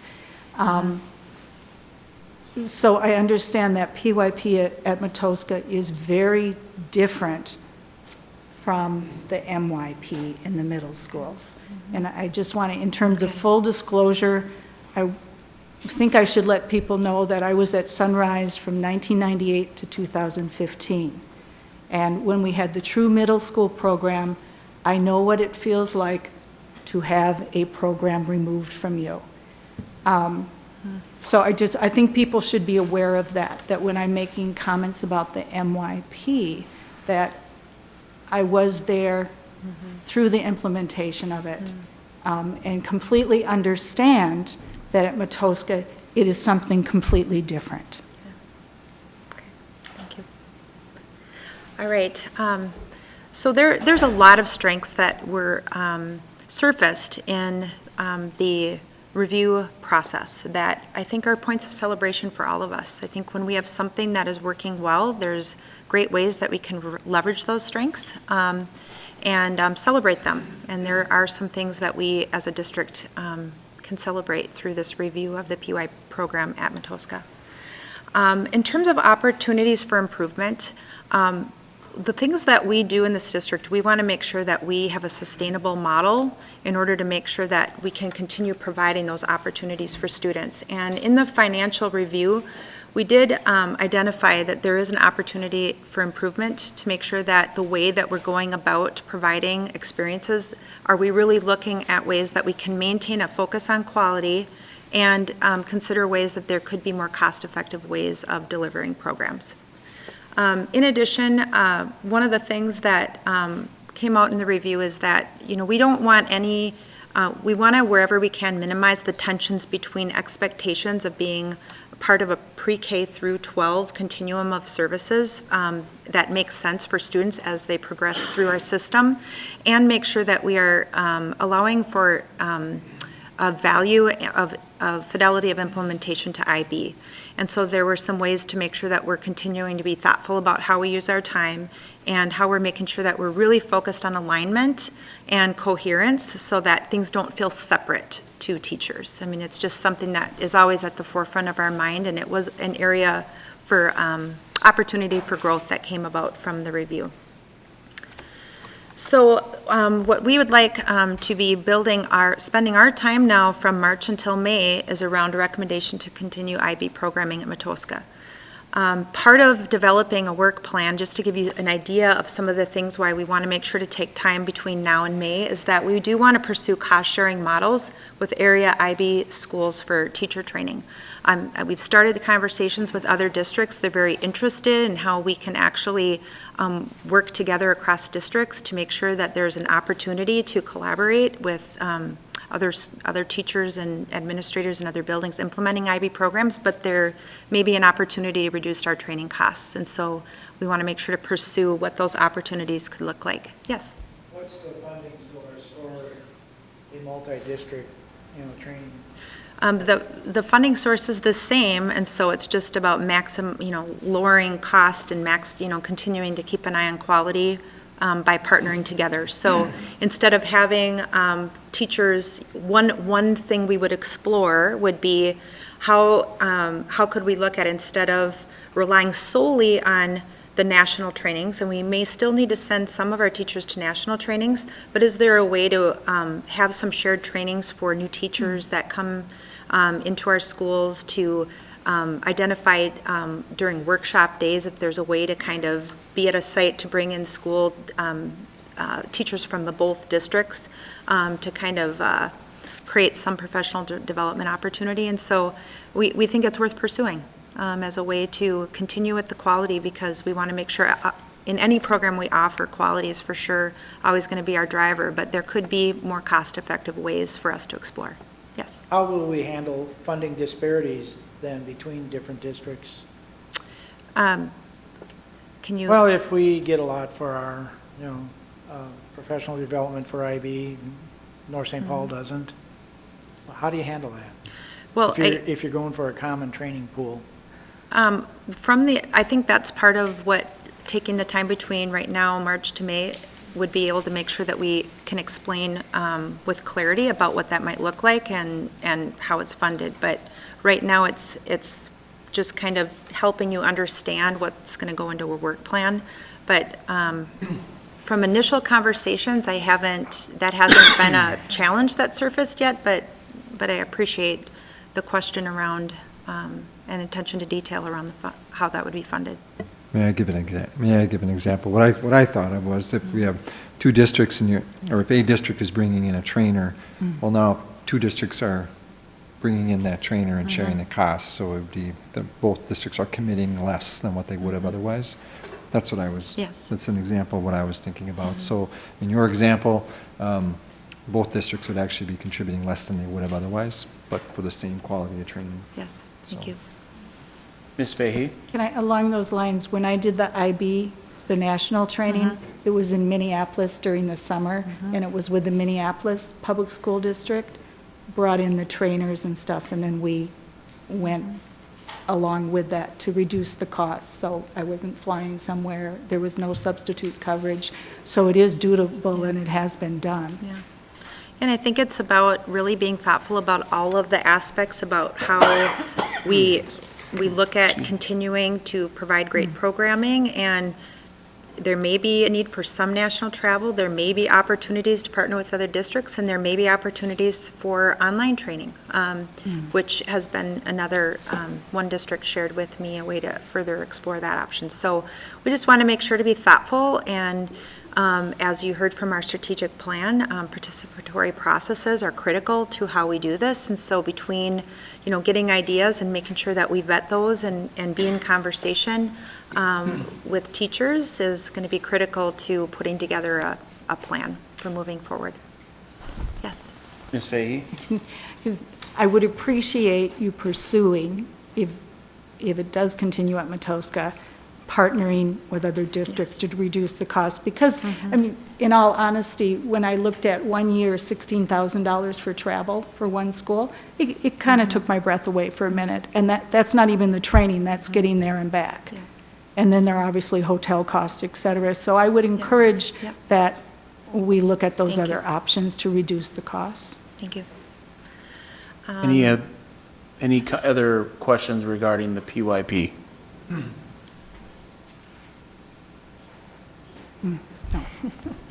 I just have a comment regarding this, from a parent that was actually at Matoska when they implemented this in the system over there at Matoska with at that time, a second grader and a kindergarten coming in. I'm glad to see that we're going to continue the IB there at Matoska. I think it's a great school, and they're doing some great things, so I would encourage us to continue down that pathway. Ms. Ellison? I just wanted to echo, and also in full disclosure, I am a Matoska parent.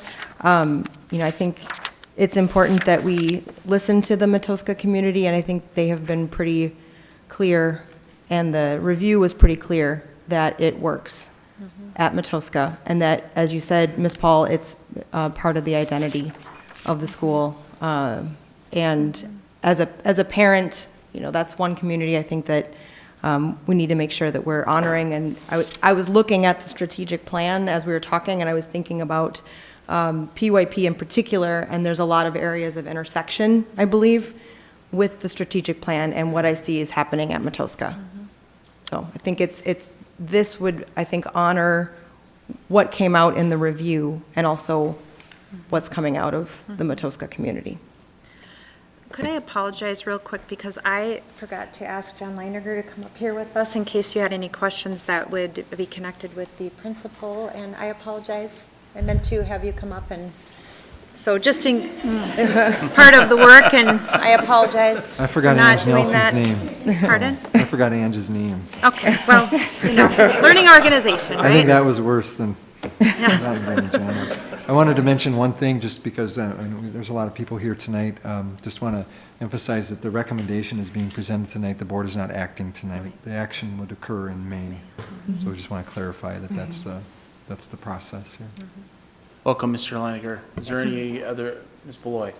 I'd like to say, as a non-Matoska parent, I appreciate how passionate everyone is about Matoska. However, we do have a lot of excellent teachers and excellent administrators throughout the entire district.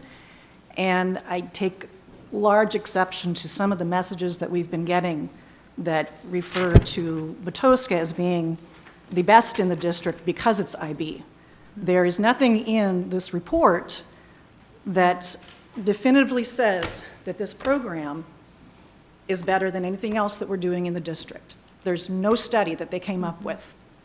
So while I appreciate everyone's passion, there's a lot of teachers out there that are working really, really hard in this district, and I know they take exception to how they're being characterized. And I think everybody needs to know that. Ms. Newmaster? Yes, my comment falls in between the two. I've been around this district a long time. I know some schools well. My niece's kids have gone to Willow, which is an excellent school with its own particular passion and brand and diversity. And I think every single elementary and other schools, but our elementaries, because I started at Lake Ayres. That was my first 11 years. And an elementary school is a small community with a family bond, and they're like brothers and sisters in combat, sort of. And I don't mean that in a negative way, but I mean you can bond. And you know your parents well. It's a group you see over and over and over again, year by year. So I admire the passion, just like the folks have said, and the excellence. And I've seen that same passion and excellence up at Otter and at Willow and other schools that I've assigned to. And we have a great bunch of schools, and I would recommend any one of them. I personally would probably prefer always a neighborhood school or the one next to my daycare. That's how I picked my school. My kids went to Lincoln because Parkview was closed and Lincoln was closer to North by the time, that time. But I felt comfortable picking any school, and I would recommend any White Bear school. And I think our new strategic plan, yes, there's similarities to some of the fine things in IB, but those same fine things are in every school. I mean, cooperative learning, critical thinking, creative, focus on the arts. We have a great school district. And honestly, if we could all just respect everybody else and see what we can do, it would be great.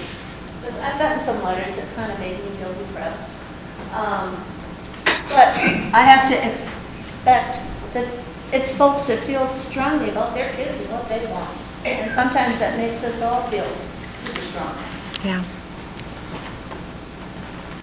Ms. Beloy? I just want to back up what I was saying with one of the comments from one of the emails that we got today, that I'll just read a portion of it. When fully supported and implemented, it is so blatantly clear from the study and feedback, it is astounding and inspirational. If you had a school district full of teachers and administrators like what I've seen at Matoska, we would have one of the most brilliant school districts in the state of Minnesota. You know what I would offer to you, though, is take out if. We do. That's my point. We have an exceptional district, and yep, go ahead. You were Oh, go gonna say ahead, something. Sarah, please finish your comment. Ms. Ball. I just, you know, for me, I kind of see the human side of whenever something that you've invested a lot in gets put up for review, there's an emotion attached to that. And you know, sometimes you can put something down that really what you're trying to show is the value of the experience that you've had. And in many ways, I wish every program, every school had the opportunity to have that chance to really look at the area of strength and areas for growth, which is what we do. We truly are a learning organization here, and we do it on a regular basis. But there's just a human side of this that we all are engaged in because what we do here, we value so much. And so I appreciate your comments. I appreciate the comments from the parents that have engaged in the discussion, because the one takeaway is we've got a lot of passion around wanting the very best for our kids. And that definitely is showing up. And we just got to continue to capitalize from it. Ms. Fahey? I just want to Sorry. talk a little bit about, and I'm not proposing this at the moment, but when I came home from the last work study and looked at, on the Minnesota Department of Education website, looked at our demographics for our elementary schools. Because a number of the emails I received to talk about IB promoting a culture of inclusion. And I really think in terms of the board maybe pursuing using an equity test, when I look at the way that Matoska has open boundaries, in looking at the demographics of the schools in our southern district, we seem to be segregating students at Matoska with about 78% white students. Willow has about 39% white students, and Vadnais about 57%. Also, when we look at free and reduced lunch, there's a lower amount at Matoska when we compare it with those other elementaries in the southern district. And I think that if we're having open, honest conversations, we need to look at that also. Because it kind of confused me in terms of, yes, IB fosters inclusion, yet we seem to be segregating students by the way that we design the boundaries for Matoska.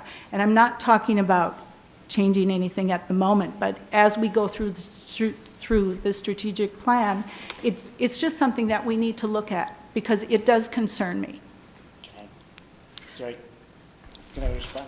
I got brought up here, so maybe. Thanks, John. A couple of things that I want to throw out there, and I appreciate all of the input, and I got a chance to meet with a lot of people, and certainly know our families and teachers behind us. And I think some of the things that are important to keep in mind, anytime we give a tour to a family, we've made it an important point to not say we are better than any other school in the district. We are part of a broad, well-founded and good school district, and our hope is to provide options to meet the needs of all of our families. And I will give examples about Otter Lake being by Tamarack, and some other partnerships with Birch and McPhail for Center Music. There's lots of good opportunities here in White Bear Lake. And certainly I know the strong passion of the Matoska community. It's hard for me to believe to say this, but I've actually have 27 years in this district now, and I was like, where did that go? And I would hope and expect that every family go to bat for their school. And I've heard families go to bat for Otter, for Sunrise Park, for South Campus. And I think, Ms. Newsmaster, you sort of pointed it out, that our families, this is their community and their home, and they advocate for it in strong ways. But I know, the intentions of everyone I hear from the community is about the best for all of their students. I think that as a principal as an IB school, I think one of the things that I value goes back to Ms. Fahey, what you were saying about equity. And I would put it in terms of it's a school that we're always looking to do better.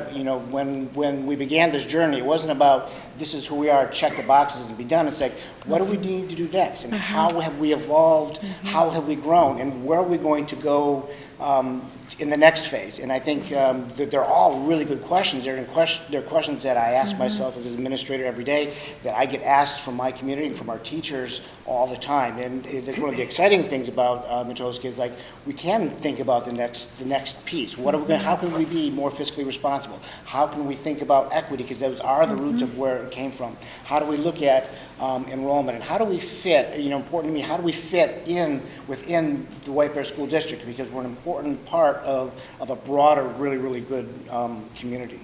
I don't know if that answers some of your questions, but I felt maybe important to answer some of those things. Ms. Ellison. Yeah, I wanted to follow up on a couple of these things, because I think, Matoska was the school that we were looking at, and so I think because that school was being reviewed, I think parents and teachers were nervous. Honestly. And wanted to defend the place that they loved. And so I don't think that anybody, I agree with John, I don't think anybody's coming from a place of, my school is innately better than any other school. I know parents from, schools all over the district, and I've talked to them about their great experiences. But as an elementary school parent, you see what you see. You see the family, you see this community, and you're going to defend it. And I think we, with my Matoska hat on, I think the community felt like we need to stand up for what we know is working in our school. And we want to project to the rest of the district, to the board, how we see it is working. And so I feel like that is the spirit of the emails, and I feel like that's the spirit of what came through from the report, and because I know that the community believes in what is happening there and just wanted to do the best they could to keep it. So I think that's what I felt was the spirit of the reaction. I mean, and I hear what you're all saying. I understand. I just wanted to give some clarity from someone who is living in that. Thank you. Mr. Wilson. Yes, I'd like to go back and set the record straight a little bit, going back to the excerpt that Ms. Beloit read. And this really, I know the cabinet members are infinitely familiar with the data, but for the audience and for the viewing and listening audience, the assertion that IB produces students that function at a superior level of achievement was absolutely not reflected in any aspect of the Carey report. It didn't hurt or impair student performance, but it did not foster or enhance it either. It was really quite neutral. So that's it. I just wanted everyone to understand that assertions like, IB equals superiority were not, absolutely not supported by the data.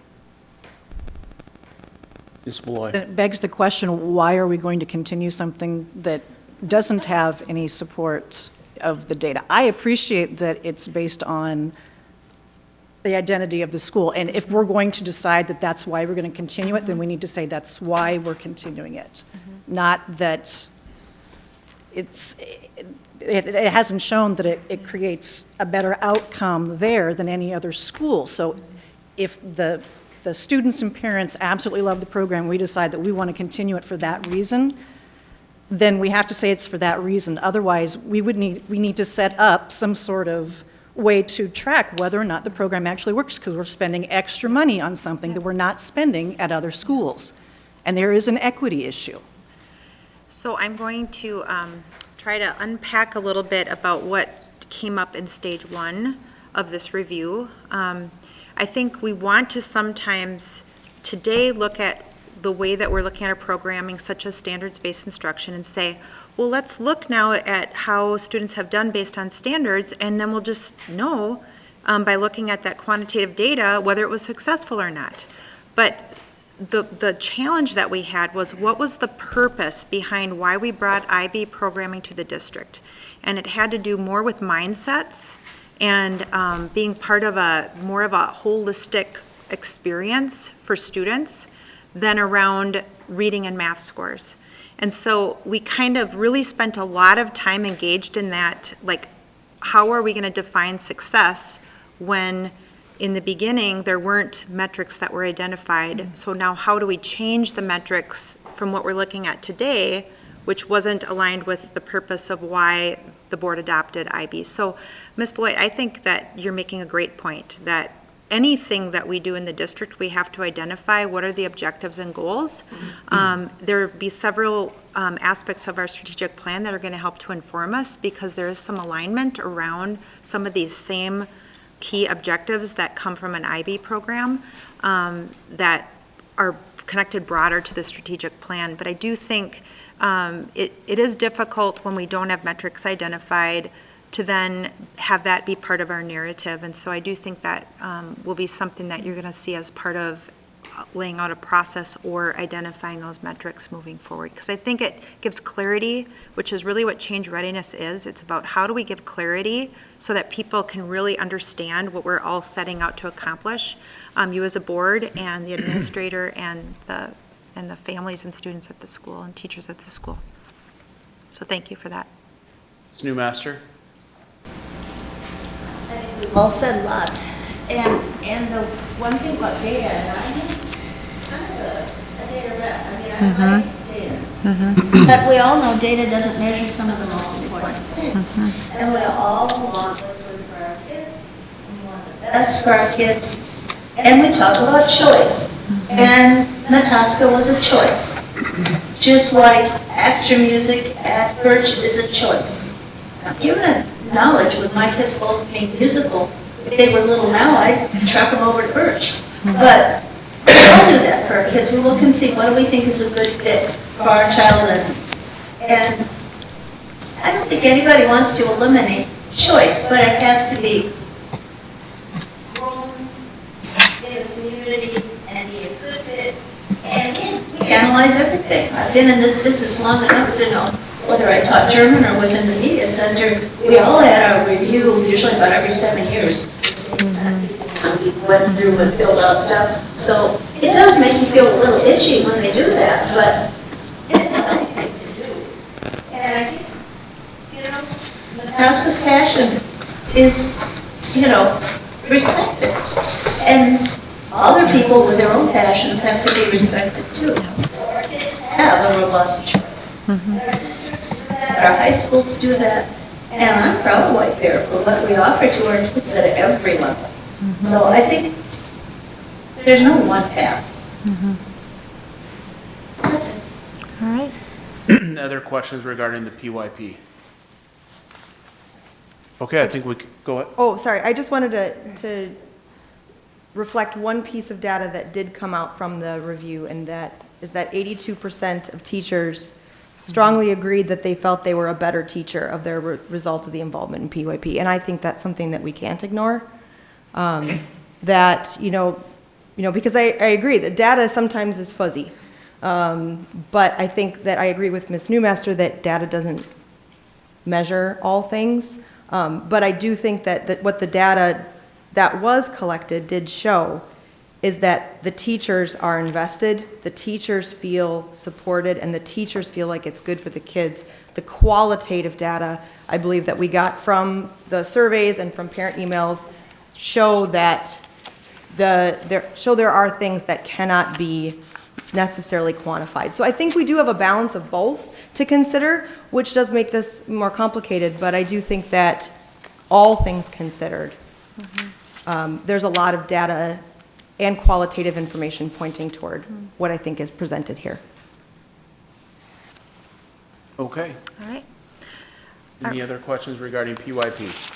Just want to make sure so this will come before the board in May. And let's move on to the YP, excuse me. Thank you. Yes. All right, well, thank you, Mr. Leininger. So I don't forget to invite the other principals up here as they're coming up. I threw out from the beginning, and I think it's just to kind of bridge the conversation from PYP to MYP. From the beginning, the questions asked by people about each program were, are you the district going to get rid of IB, or are you going to expand IB? Like, which one is it going to be?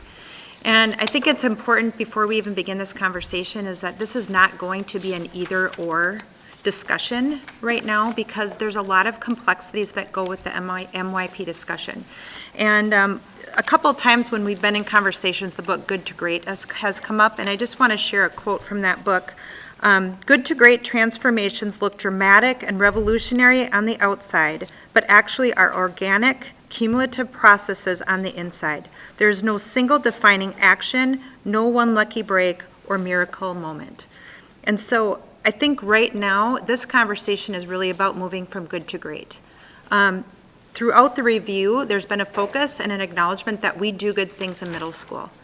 And so we want to be a district about excellence. We want to provide the very best programming that we can. And so we're going to have to unpack the things that have made our middle school program complex to the point that we're sitting at good, and we need to be great. Part of what I really value of the Stage 2 investment that was made in the Carey report is that it's really bringing the power of perspective to complex challenges that right now are getting in the way of us really progressing and moving forward. So with that, we have Mr. Schockemeyer and Ms. Pierre joining us for this part of the conversation. All right. So in the same context, we're going to focus right now with all of the time that we've invested in looking at our IB programming. This is really about change readiness. And where in all this complexity can we find opportunities to bring clarity so that we can move from where we're at to delivering the best program that we can. So as part of our insights that we've had in our MYP programming, we really are operating from a good program. The Carey report did highlight satisfaction with our middle school programming. In that, there was complexities around teachers saying we don't necessarily identify IB as the driver of the best practices that are in place, but that across all groups, it was said that there is satisfaction in what we're currently offering. And I think it's really important not to lose that because we've been very open to really exploring what the challenges are. And I think it's really important that we know we're starting from a really sound, good place. So satisfaction is key. In terms of teacher comments, the responses were that there's high preparedness to implement key areas. And IB is really a collection of best practices. And so as you've all been commenting through this process, where do we see some best practices that there's a high confidence that some things are being delivered and being delivered well? What about our current programming is making us good? And some of the things highlighted in the review were critical thinking, cooperative learning, collaboration with colleagues in the same subject, and connections to real life.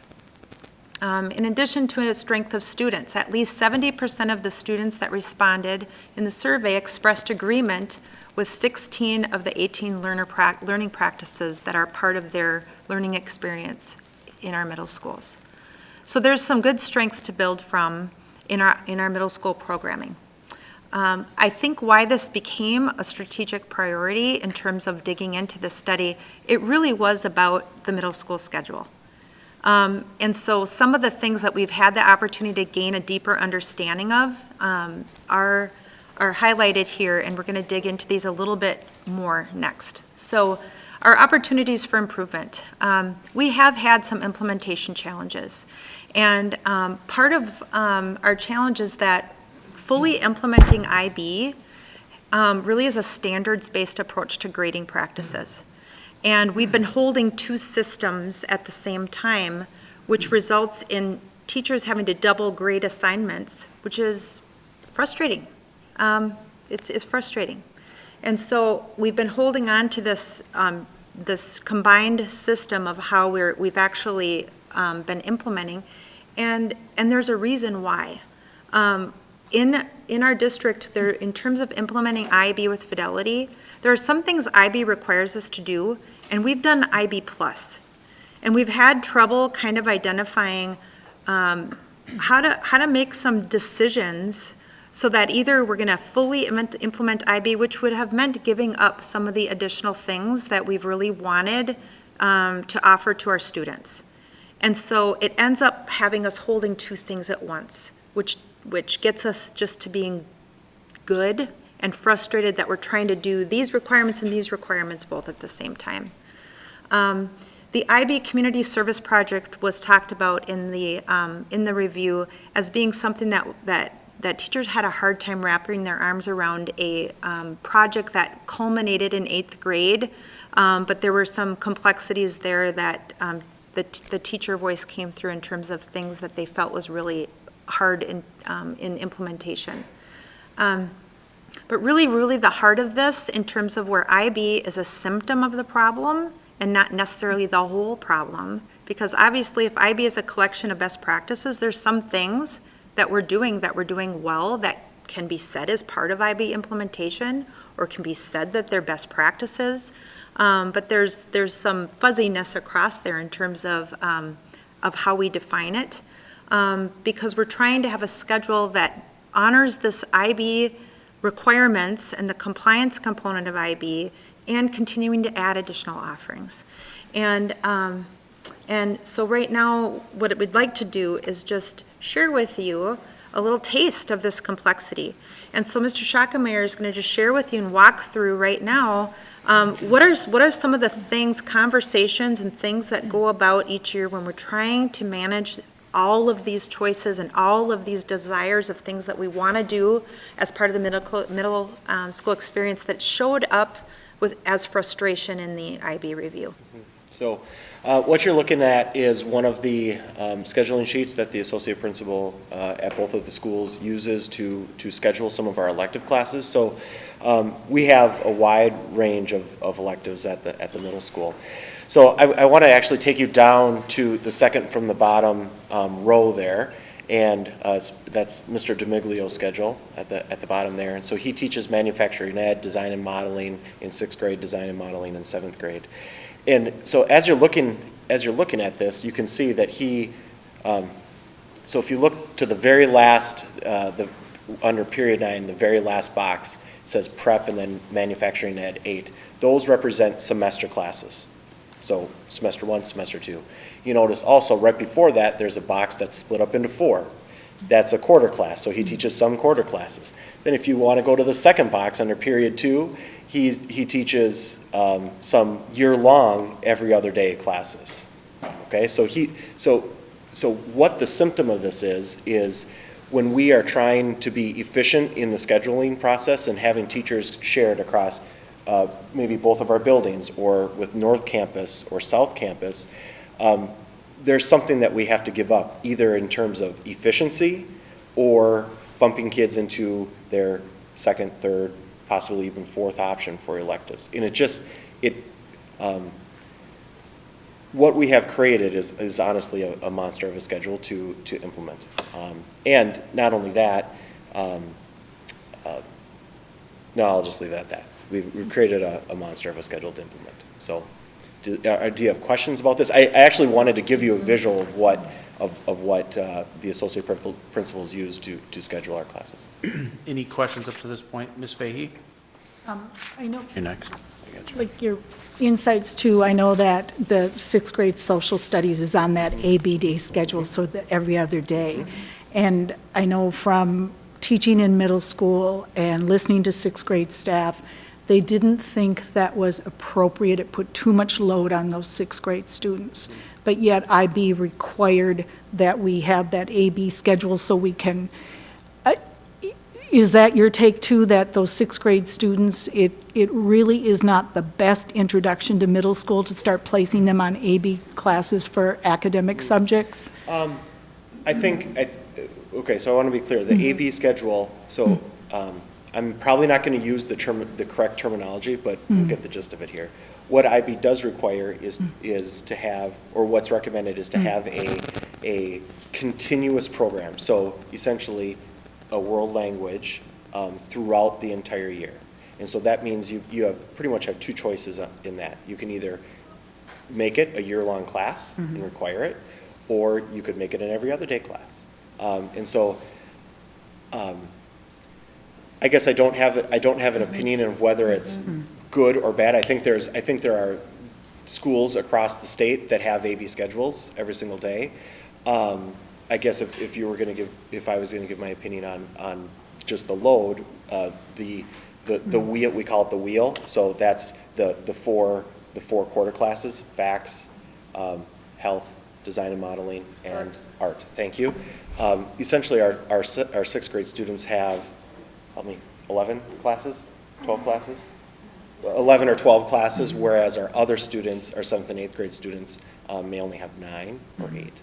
So I think our 6th grade students who are transitioning and may, generally, I'm not sure if this is the right way to say it, generally may be the least mature at middle school. They're the youngest, so let's put those together, have the most classes.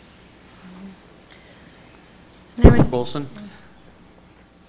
Keep that. Yes, I'm going to start with prep time for the teachers under the IB model that you're currently running. How is that structured? Do you go by team, or is it still strictly individual prep time? I think it's, well, it may differ at both schools, but first and foremost, we follow the contract. So every student or every teacher gets their allotted prep time.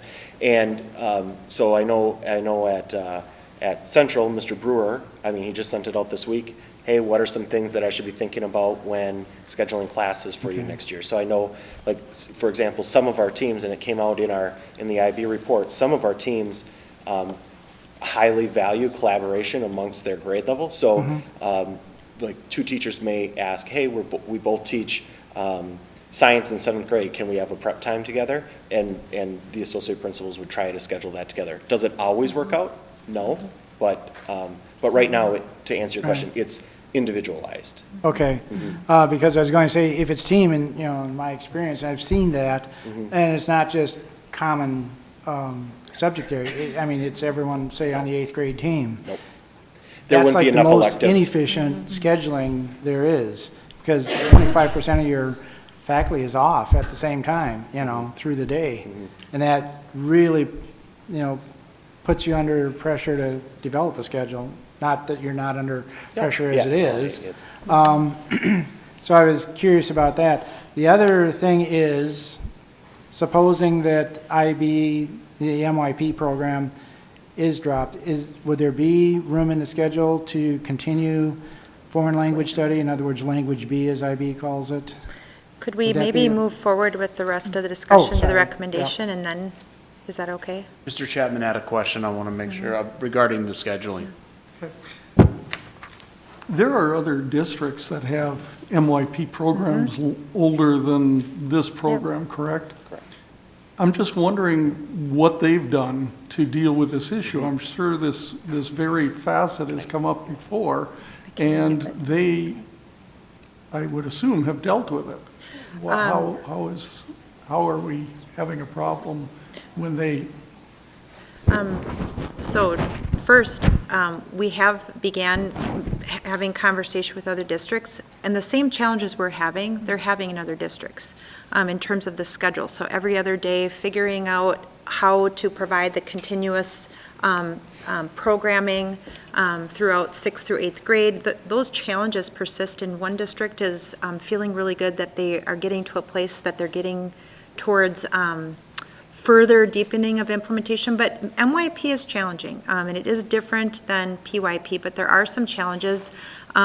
Oftentimes the solution is put out there about having a 7-period day, which is one of the solutions and ways to get at that, but it is, you would have to stop a lot of other programming to do that because it's very costly, and so it's hard to sustain. So those districts, the districts that we've had, you know, and we're going to continue to do that from now, between now and May, making sure that we're leaning into the learnings of other districts. But the schedule is a complexity for implementing the IB components. But on top of that, we're IB plus.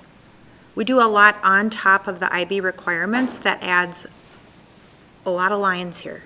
For us, you know, I thought that what you said earlier was just a really good fit to this part of the conversation, Mr. Chapman. You talked about clarity of purpose and focus and how we can over-initiate ourselves at times and really stretch, you said like a bungee and snap back.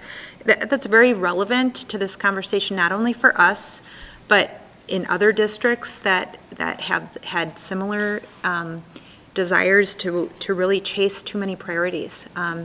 Harvard Business Review just wrote an article about it. Stop chasing too many priorities.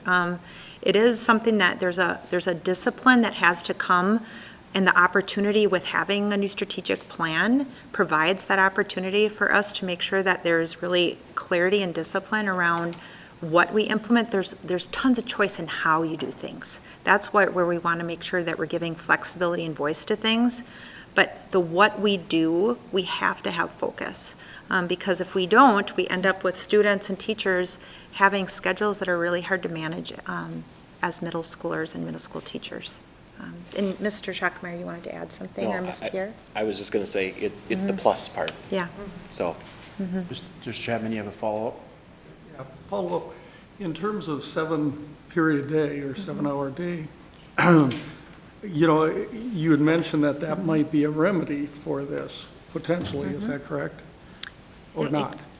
Yes, I mean, that. Because I've been could be. hearing teachers, at least at the high school level, saying that they would like to see a 7-hour or 7-period day. I don't know so much about the middle Yeah.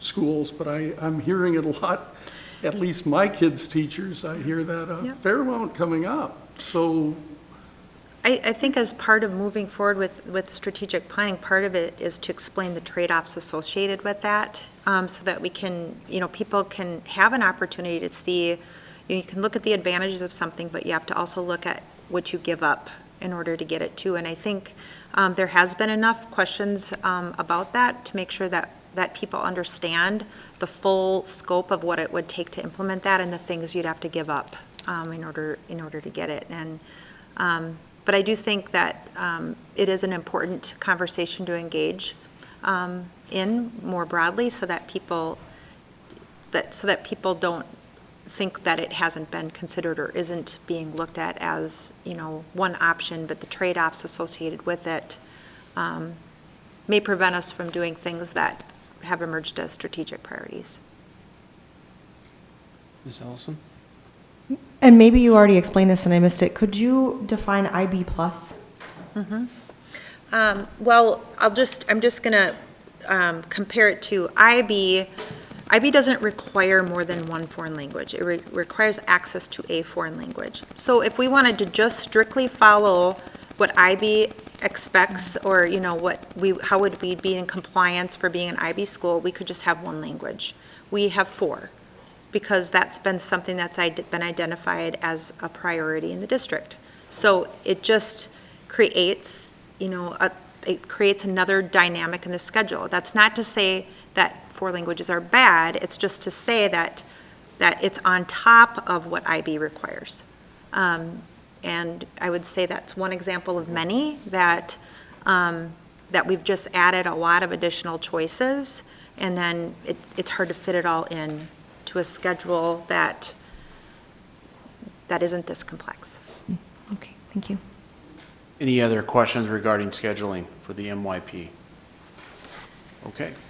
All right, so moving forward, you know, I said really, it's not an all or nothing decision, because when you look at the collection of best practices that make up IB, we're not going to get rid of everything we're doing right now in middle school, because some of what we're doing is working well. So the recommendation is to discontinue operating under the MYP IB model, while ensuring our middle school program reflects the priorities of the strategic plan. So what does that mean? Well, first of all, there are best practices that people can expect that are going to continue to be priorities as part of the middle school model moving forward. And part of what we're going to capture, these are some examples of some things that we, right now, between now and May, need to put together a plan to kind of illustrate how people can expect some of the priorities that have currently been in place in the middle school, while trying to manage this holding 2 things at one time that we cannot sustain. But some of the best practices in the literature review, and this is from those parents that responded on the survey, said there was a value for involving students in activities requiring critical thinking, offering students adequate academic challenge, connect lessons with real-life issues. Those are things that showed up with teachers, they showed up with parents. People can expect a continued priority on those things. There were some areas that the review highlighted that really wanted further attention and priority to. One, open communication between teachers and students and between teachers and parents. So communication is going to be a critical part of a work plan attached to the recommendation.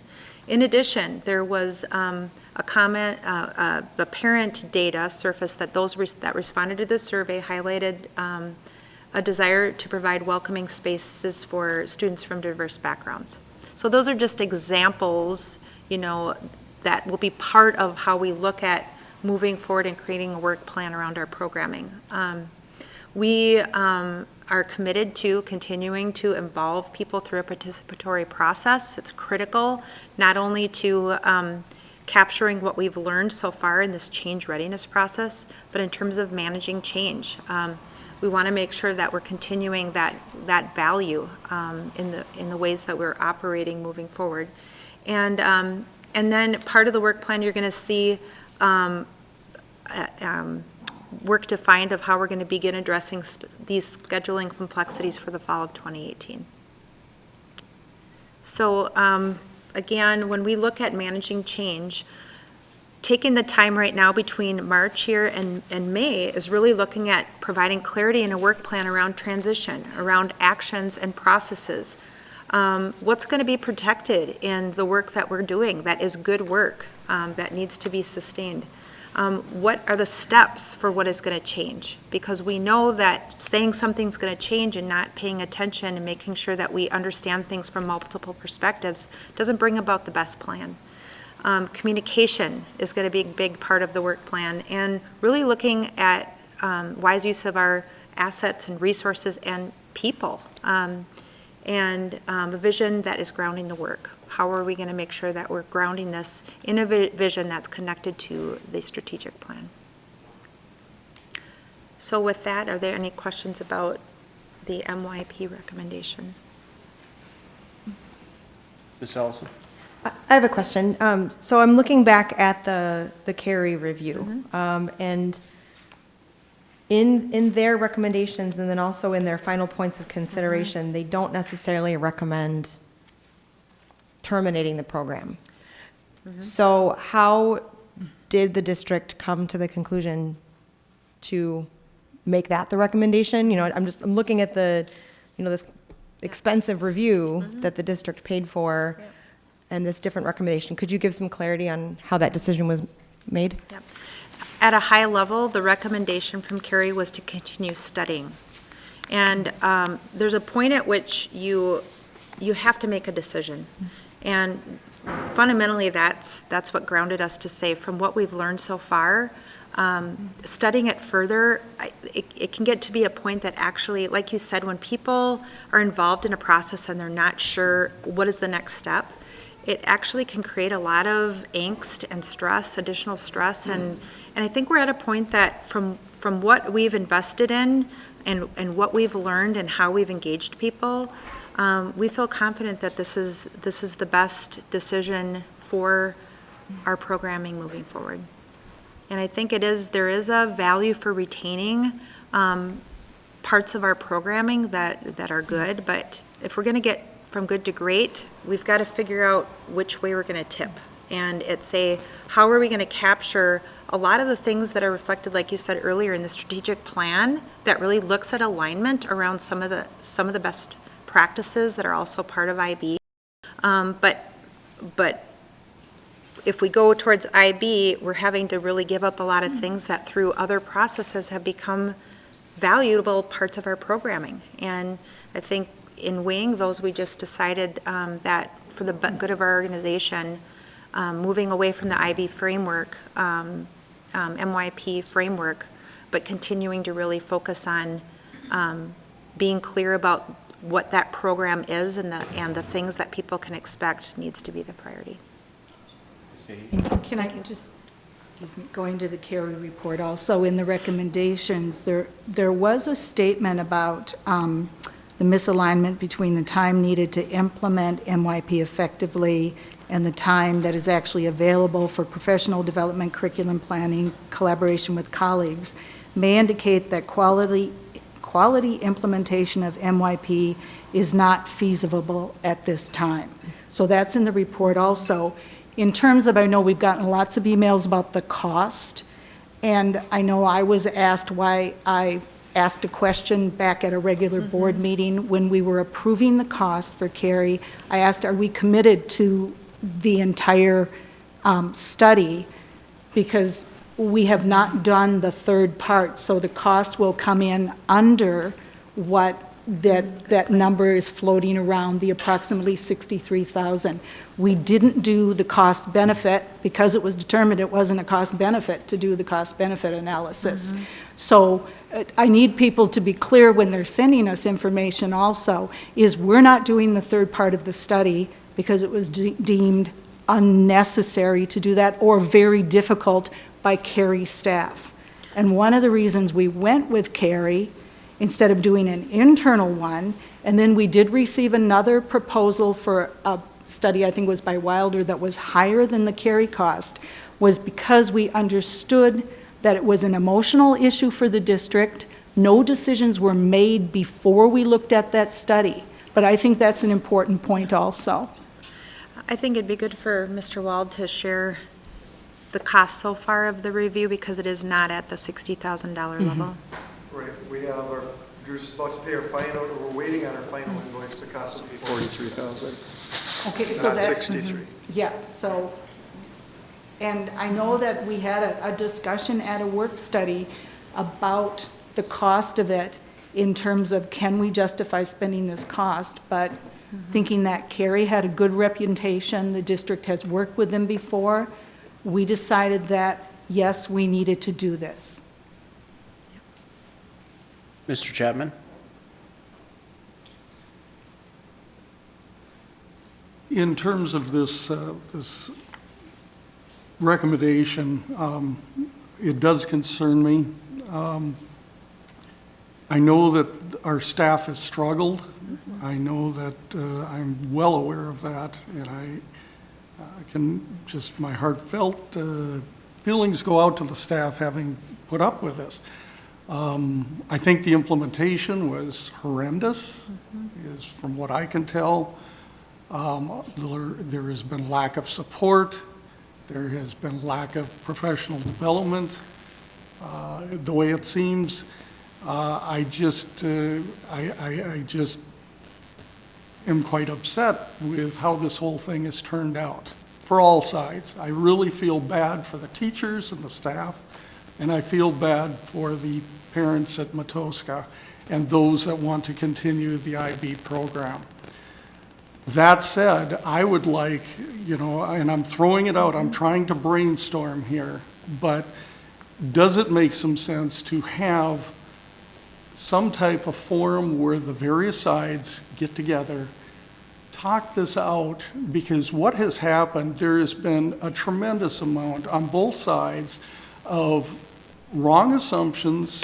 I've heard both sides tell me things that, you know, suspicious that the board has, you know, got preconceived notion. I've heard it coming from the teacher's side, I've heard it coming from the parent side. There's been just a whole mess of stuff out there that isn't even true. And I would like the two sides to actually sit down and talk a little bit to each other to ferret out what is the truth and maybe come to some type of conclusion as to what the best way forward is for this district. Because otherwise everything is filtering through the administration to the board from the different sides. And I guess I'd like that discussion to occur. And people would have to check their emotions, obviously, in that discussion. I mean, there would have to be a moderator, and there would have to be just an objective discussion, a constructive rather than a destructive discussion. But if nothing were to come positively out of that, I guess then I would wonder, is there a way, and has it been looked at, and maybe it has, and if so, I'd like to hear about it, where instead of eliminating it for both middle schools, would there be a way, a possibility to have it in one school, not in the other, scale it back from one school? The other thing that I have thought about, and I had mentioned it to Dr. Kazmierczak months ago, is there a feasibility, and again, maybe there isn't, but I don't know that, of having a school within a school, much like we've got on a much more smaller scale, obviously, but we've got Lincoln where you've got the gifted and talented program within that school operating. I know that, yes, there's a lot of frustration and a lot of anger, and rightly, I think, placed on the part of the staff. But I know that there are also some teachers in this district, too, at the middle school level that like IB. And so I have to wonder if there's some middle ground here on the MYP program rather than just total elimination of the two schools.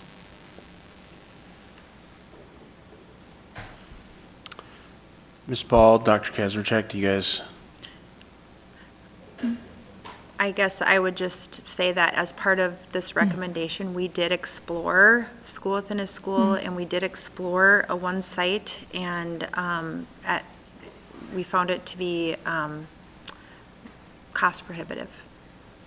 Is that the best way to explain that? Don't necessarily, some of the complexities you're highlighting don't necessarily go away in that, with that recommendation, with either recommendation. So.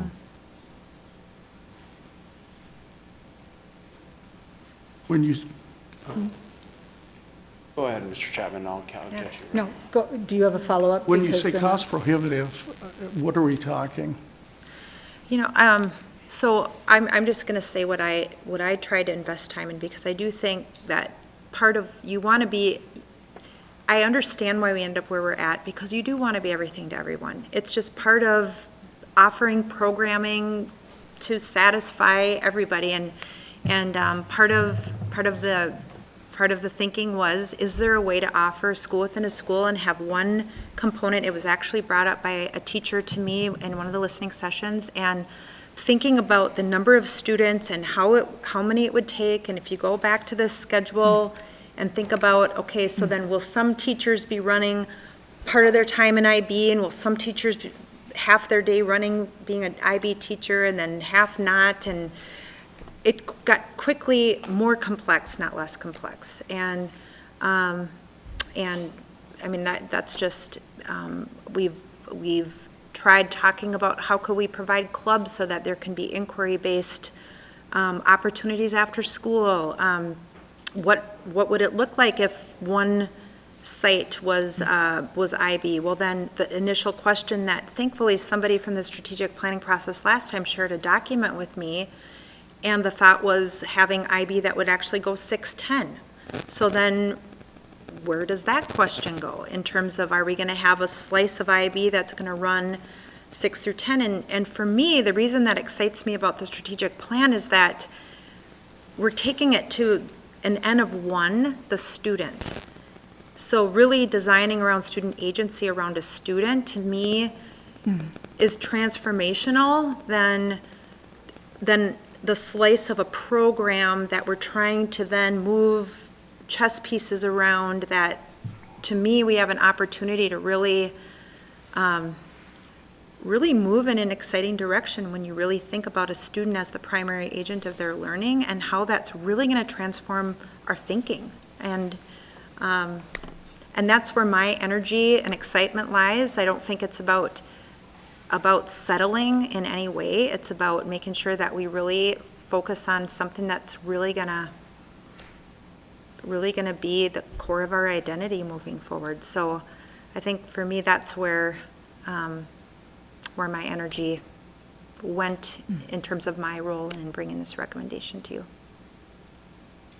Fahey? Yeah, I know in the implementation of the MYP, staff originally asked, can we have a school within a school? And we were told IB will not allow it. And that was why when it was brought up at Centerpoint, Parkview and Centerpoint were no longer, it became Matoska, because they required that it be at the whole school, everyone in the site do the IB program. Also, I find, looking at Mr. Schockenmeyer and Ms. Pierre, I would not want to put them in the position of going to their staff and saying, you must do IB. Middle school needs to take a step back, refocus on what we do well. IB does not have a monopoly on best teaching practice. We have at middle school, we're doing AVID. AVID aligns with the world's best workforce. It aligns with our achievement and integration plan.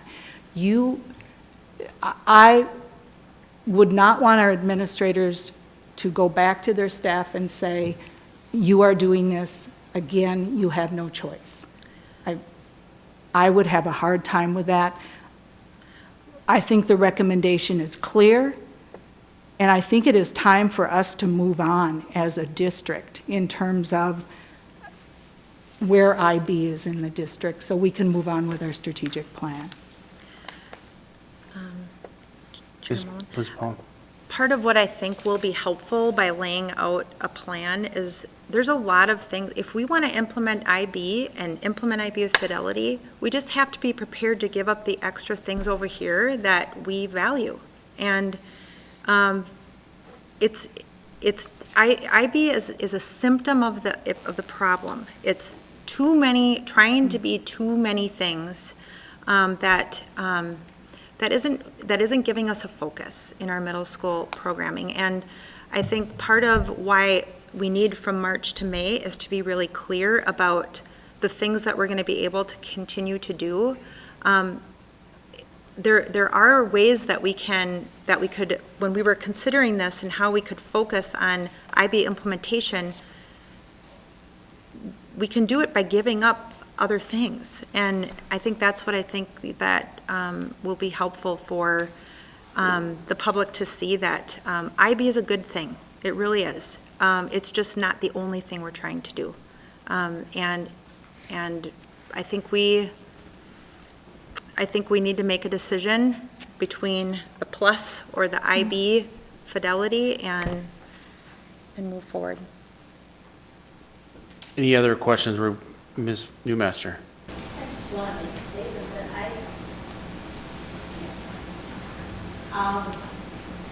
basically, I like curriculum, I look at planning, it's something I've spent the last 40 plus years looking at. And I can say this new strategic plan will allow us to look at the very best. And a lot of that is what IB has used. I mean, and teachers in all classrooms have frequently focused on these with a laser light anyway. But this new plan will allow us to do some really exciting things that are, I hate to use the term forward-looking, but they are. And we aren't, I just don't think we're doing the good parts. The critical thinking, the student-focused choice and projects, and, I think we're looking at a plus. I'm glad the elementaries have that option to choose, and it's a different stage in life. Middle school, they're their own people, and I'm glad that they have the ability to have choices, but maybe not as much stress. So we need to focus on a lot of those good things that are in the plan, the strategic plan, and that was designed by a whole lot of caring community members that really want the best. It's so hard to leave any pieces behind, and I've thought long enough to say, I really want the 7-period day back at North. And I've always been told it's expensive. And I wish I would have been the lottery, but that's wishing. So I do think that where we're going is a really positive direction. Ms. Beloy? I just wanted to say, from a personal standpoint, I have an 8th grader at middle school, so I have been through the 6th grade schedule, the 7th grade schedule, and now the 8th grade schedule, and my student is an incredibly good student. 6th grade was probably the hardest year he had because of the workload that he had, because of all the different classes. He's scatterbrained to begin with, and then you add all that stuff, and it was really hard for him to keep track of everything. And if we didn't have Skyward and all the things telling me that he was missing this, that, and the other because he didn't put a name on something or didn't turn something in, he would have fallen through the cracks with the way that schedule was. And that's always been a big concern for me, that I love having the choices, but I agree, you have to come to some point and say, okay, which are we doing and which do we give up? Any other questions regarding the, Ms. Ellison? I just have a question. If this is the direction that we're heading, then what is the plan for what follows? Because, looking at that schedule, that makes my head spin. With the new strategic plan, there's all these opportunities, but I would hate to see us pull IB just to put more things in. So I guess my question is then, what comes next? Thank you for the question, because that is what having a work plan attached to a recommendation when you vote on the recommendation in May that is the very purpose.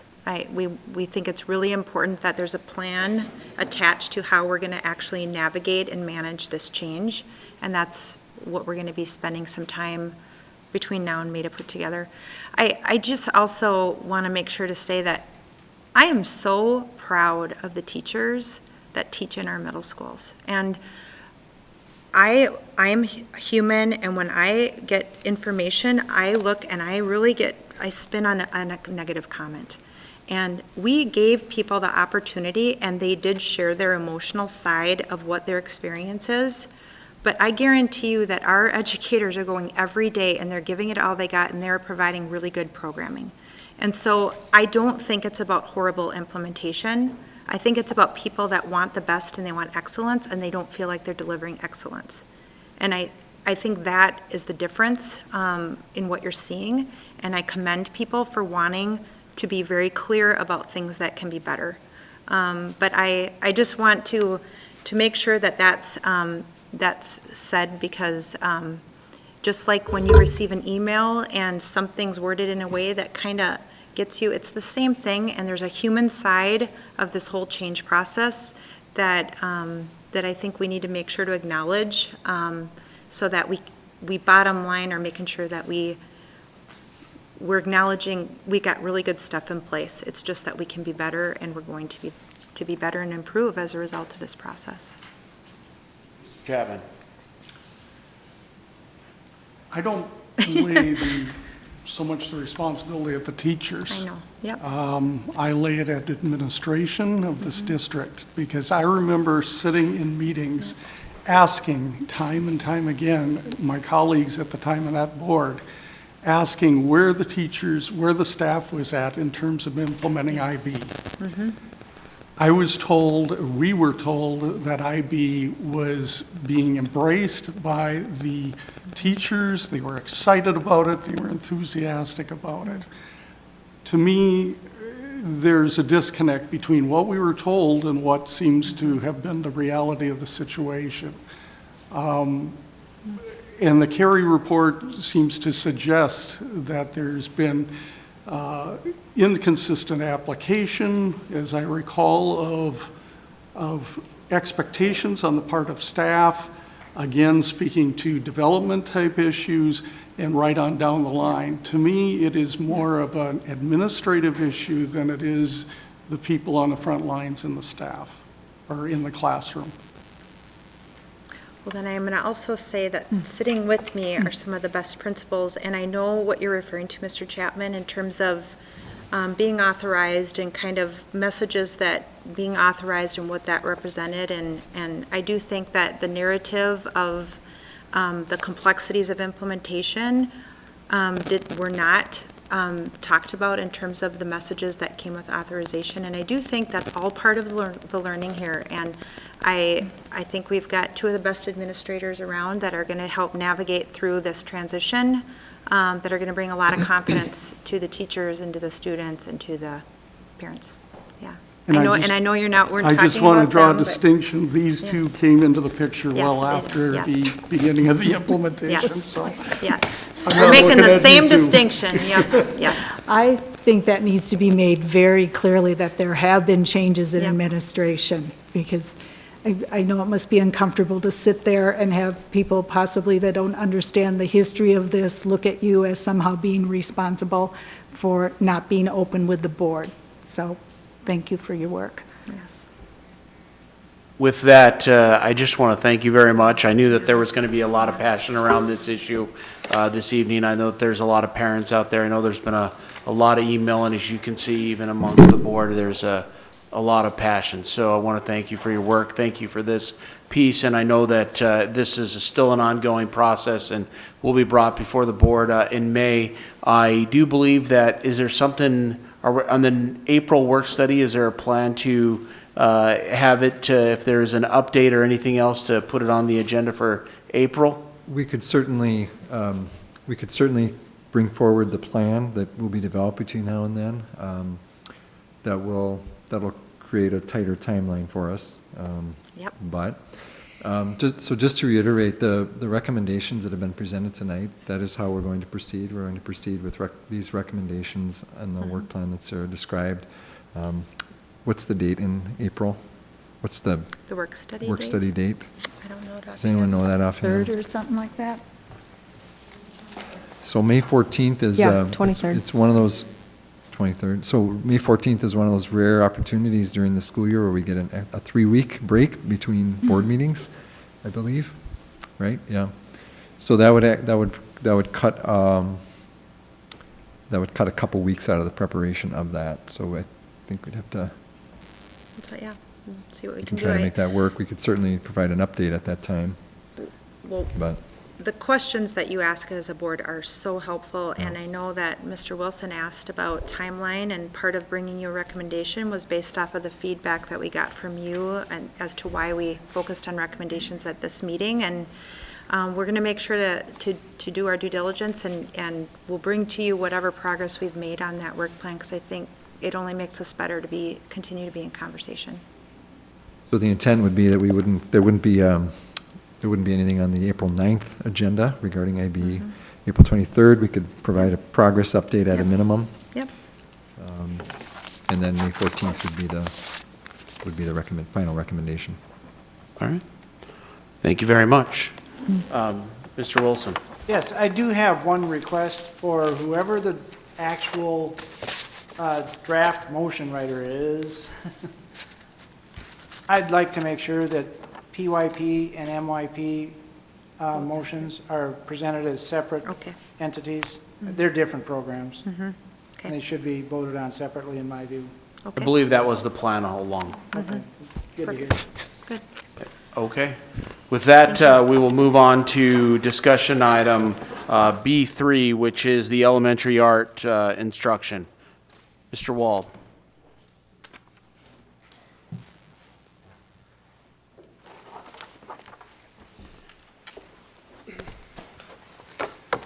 Right. Do you guys need a chance to exhale a little bit, stand up, stretch? Bring it on. Let's go, right? Well, we've done the two hard ones, so let's go on to something really easy, like elementary art instruction. Chair Mullen, Dr. Kazmierczak, members of the board, thank you for having us tonight. Tonight, I'm reporting back from a June 2017 discussion we had about elementary art. Since 2008, the district's strategy to provide art enrichment to our elementary students has been through an annual agreement with the White Bear Center for the Arts, by which local community artists provide 6 art lessons to all of our elementary classrooms. 3 watercolor lessons, 2 drawing lessons, and 1 multicultural project, which is a simple 3D art project. The White Bear Center for the Arts delivers this year 1,080 art lessons. They've been very popular with their students. The total cost of the agreement is $85,200. Additionally, in our elementary schools, PTOs support enrichment opportunities for students to the tune of $67,000 across our elementary schools.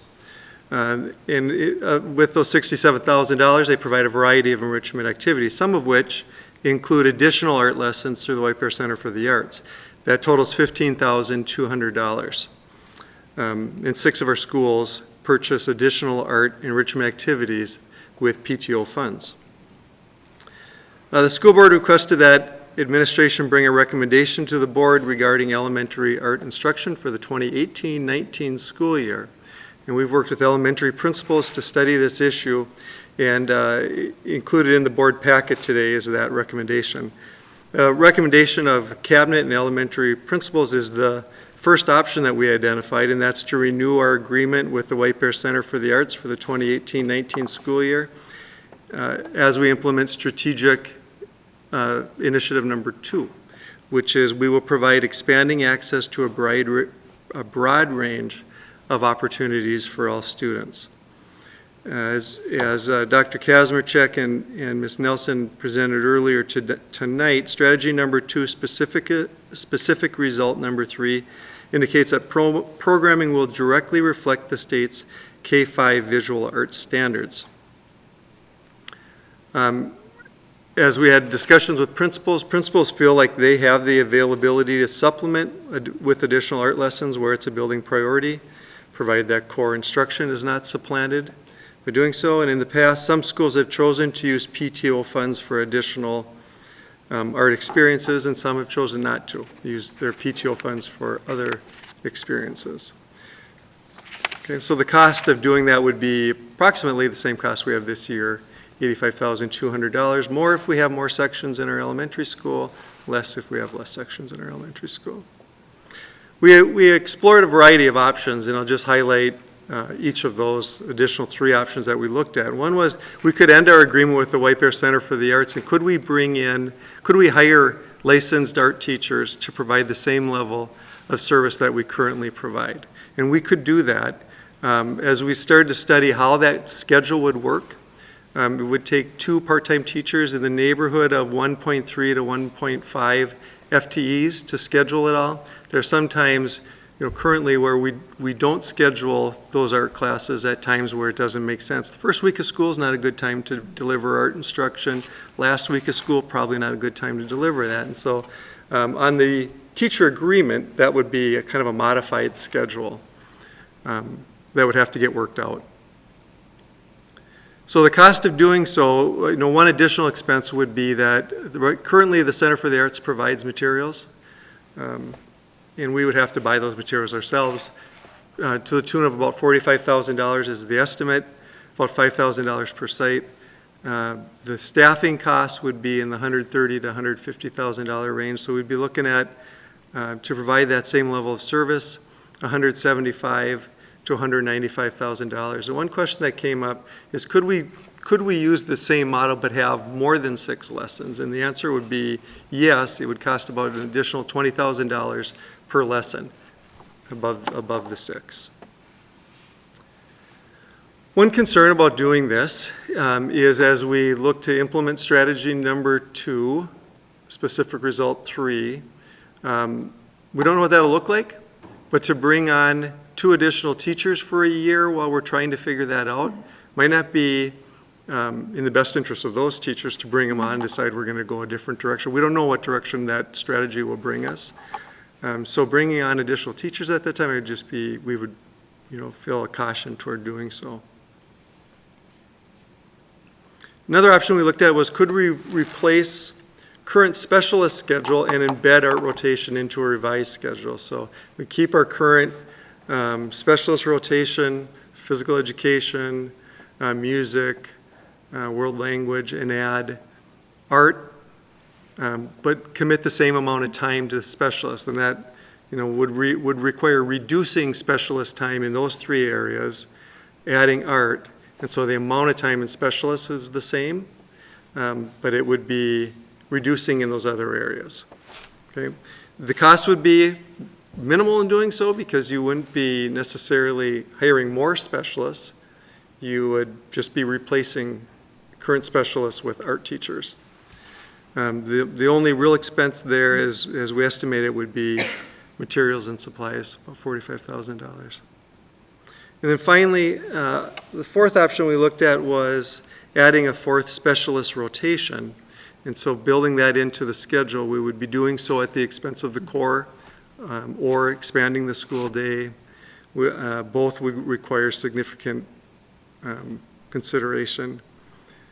The cost of doing so, right now we have 9 FTEs per specialist rotation. So if we added a 4th full specialist rotation, the cost would be in that $1 million range. So again, we explored 4 different ways to address this for the 2018-19 school year. The recommendation of Cabinet and our elementary principals is to renew the White Bear Center for the Arts Agreement for 2018-19 while we work toward implementing strategy number 2, specific result number 3. Any questions? Ms. Beloy. I just want to make sure I understand option 2. So we would be hiring at 1.3 and 1.5 art specialists per school? Is that why the salary is so high? No, it would be for the district. FTE estimate is about $100,000 with benefits For an art teacher? for any teacher, per our teacher agreement, Okay. right? And that's the average amount. And so we don't know if we're going to hire a first-year teacher there who's going to cost a little less, or we're going to hire someone with 15 years' experience who might cost a little more. But the figure we use to estimate the cost of a teacher is $100,000. Ms. Newmaster? I guess I look at number 2, and I'm not making the recommendation, but I still don't understand why we don't try it.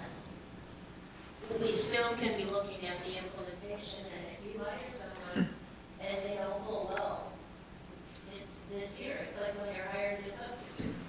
I don't think that's a negative piece of it. If it costs a bit more, if we're talking about state standards, and we're talking about people who they're gonna get one, they'll be happy. Would be my bet, but with our expanding number of students coming in, how big our population is gonna be, you can't tell me that we won't be doing more. And again, to give the old ladies historical perspective, I remember when art was in the schools, when my kids were young. It was not part of, the Lafayette music, because that's all they had back then. But they came in, they offered something, the teacher was in the room usually, and, it was a great program. Some of us remember the people that did it. They were artists themselves, but they were art teachers. And they understood curriculum and scope and sequence. And I know the people that have done this have been wonderful and very popular with people. But I just, as a president, I just think if we're looking at this, and when we looked at it last year, we looked at the amount that it's grown from the original inception of this partnership and program. No one, I'm sure, had any idea what it would grow to. It's been wonderful for kids, but could we take the next step and have 2 part-time art teachers? And I don't think it's a negative to think, maybe they're only hiring me for a year. I don't think there's any reason not to do it. And if it costs a little more, I don't think that's anything, reason not to do it either. So that's my 2 cents worth. Mr. Wilson? Oh, sorry. Anything negative about the people that were there. We can go for excellence. Mr. Wilson? I've got actually a litany of questions, primarily concerned with 1 versus 2.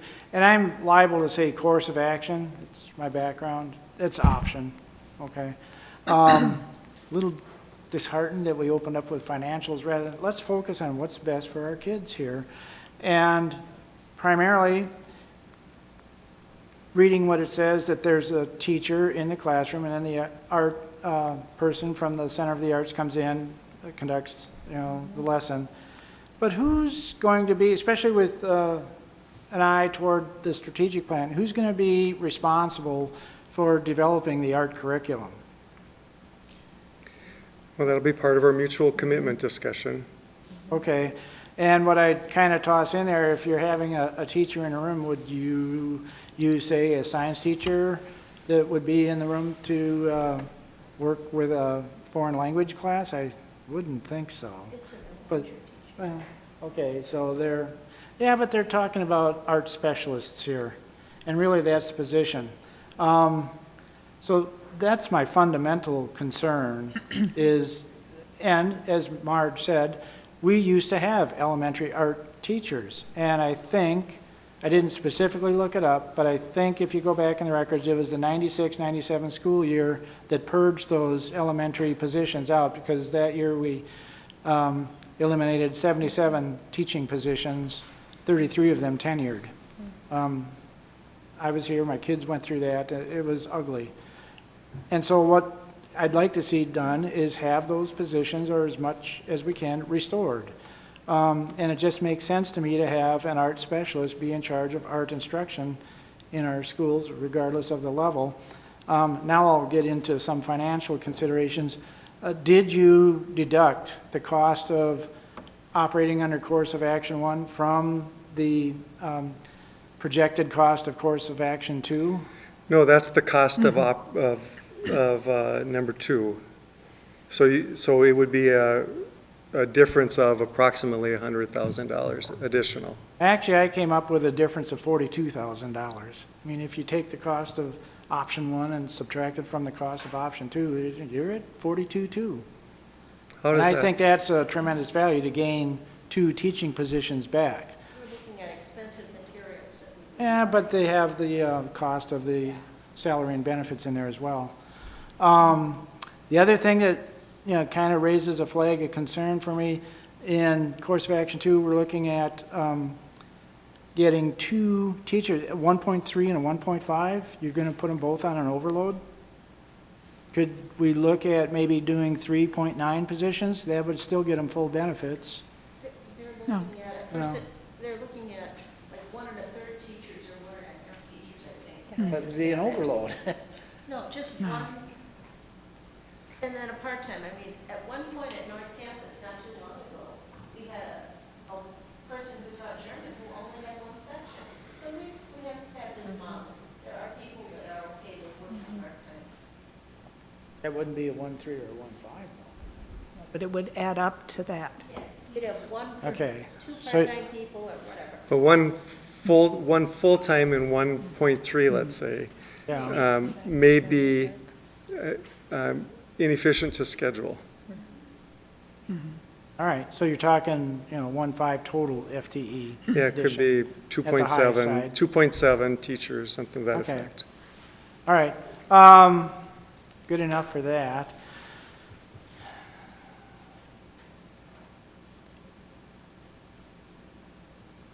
You want us to come back to you, Mr. Wilson? No, I've got them. Why would you consider having a non-art specialist develop lesson plans for the instruction of our children here, Well, and this, particularly with regard to state standards?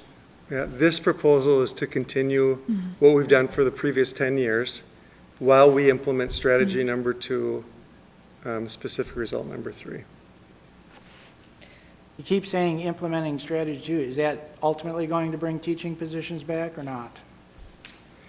Well, it hasn't been implemented. I don't Oh, I know what that's going understand to do. But I'm trying not to forecast what that strategic plan is gonna provide. Well, then finally, could you conceptualize why course of action 1 would be best for our students? Well, the agreement with the Center for the Arts has been effective for the last 10 years. There's great conversation about should we have licensed teachers in the classroom, and I don't think any of us would argue that What's would the be, law say on that? that would be great.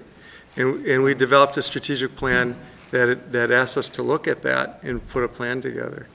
And that's what administration is recommending. It's not suggesting a long-term course of action here. It's suggesting the 2018-19 school year. Let me just clarify, there is a licensed teacher in the classroom. That meets the legal requirement, whether or not they're an art specialist. Yeah. Okay. I would just. Elementary art teachers are often teach art. We have gone beyond that by bringing in artists from the White Bear Center for the Arts. And I must commend you with the cabinet, with working with the elementary principals and things on these issues. I really like it when you don't develop things in a vacuum. Thank you. Well, and I think partly what we've all been immersed in is a strategic plan that asks us to think differently. And so to bring to you a recommendation that's just doing the same thing in a different way, we want to capture the thinking around how do we actually stretch ourselves and really think maybe there's a different way of doing this, whether it's a licensed teacher or not, but it's the experience of the student, art being something that's critical, it's part of our programming.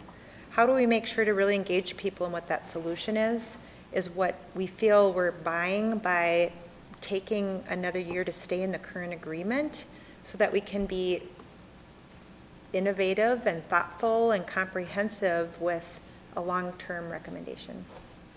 Ms. Fahey?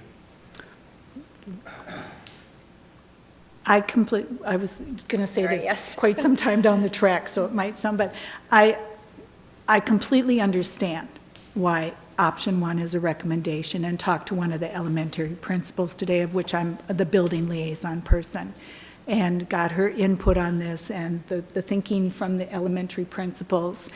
I completely understand that. If we're going to be in the middle of a strategic plan, it would not be wise to go for one of the other options and actually hire teachers at the moment when we're looking at science, looking at what happens in elementary schools in terms of something may arise when we look at the strategic plan. And let's let that process proceed without saying, we're going to change this right now. I completely understand that.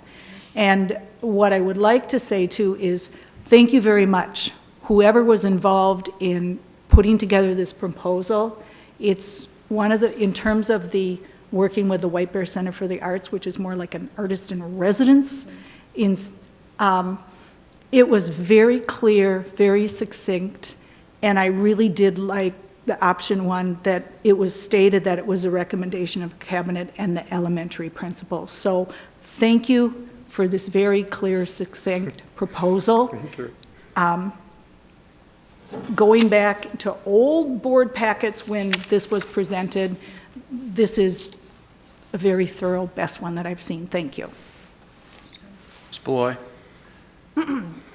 I just had one concern, the use of the PTO funds for the additional art experience, just in terms of equity across the schools, that just triggers a red flag for me. And just having a conversation with Ellen the other day, trying to find a way for Willow to do the productions, because I found out through the White Bear Lake Education Foundation that they were trying to get a grant for $5,000 to $6,000 in order to do the productions that the other schools are doing, that the PTOs actually put up the initial funds for and recoup that. So this, I would like to see the schools get away from having the PTOs fund particular things like this, because having been at Onika and been the PTA president, I know the Art with Kyle sessions, I think the PTA, don't quote me on this, was somewhere between $2,000 and $4,000 that went towards that art program. And I don't know that every school, obviously the principals think that they can do it, but they're having to make choices. Do we do art, or do we do a production, or do we do, and it just ends up being inequitable between all of the schools, and that's. Now, the equity discussion was a concern. We discussed that with principals, and principals felt like that the priorities that they identify for their school for enrichment, they're able to achieve. Okay. Ms. Newmaster, did you have a question? I know what I think, and I really feel like your teacher, your art teacher, that's part of the team, is not just a quick fix. They're part of the study and the solution and new development of the curriculum. They are a part of the school community, and that's different. I know everybody loves their art lessons when they come in, and they put up beautiful things in the halls, because I'm up at Ottawa. But if you have art teachers, even if they know that they might be temporary, they're going to be working with your other art teachers as a team, looking at the strategies and development. And that's what I think their value plus is. Ms. Ellison? I was just going to offer support for this option simply because I like the idea of giving us a year to sort of think about where the strategic plan will take us. I also was looking at item action plan 3.5 with the purposeful partnerships and community engagement. So if we do decide to move away from Whitefish Center for the Arts, is there a way that we could, continue some sort of connection with them, since it has been successful for 10 years? Because I understand and I agree that I think having full-time art teachers would be wonderful. How can we meet both of those strategic plans as we're making plans for the future? Any other questions?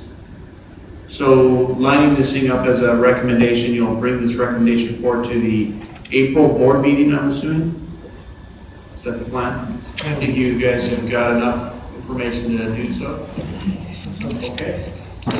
With that, I believe that will conclude. I think that tonight was a very passion-filled pack work study session, and I thank everybody for hanging in there and working through everything. So thank you all very much. With that, I will entertain a motion to adjourn. Mr. Chair, I move to adjourn. And I'll second that. We are adjourned.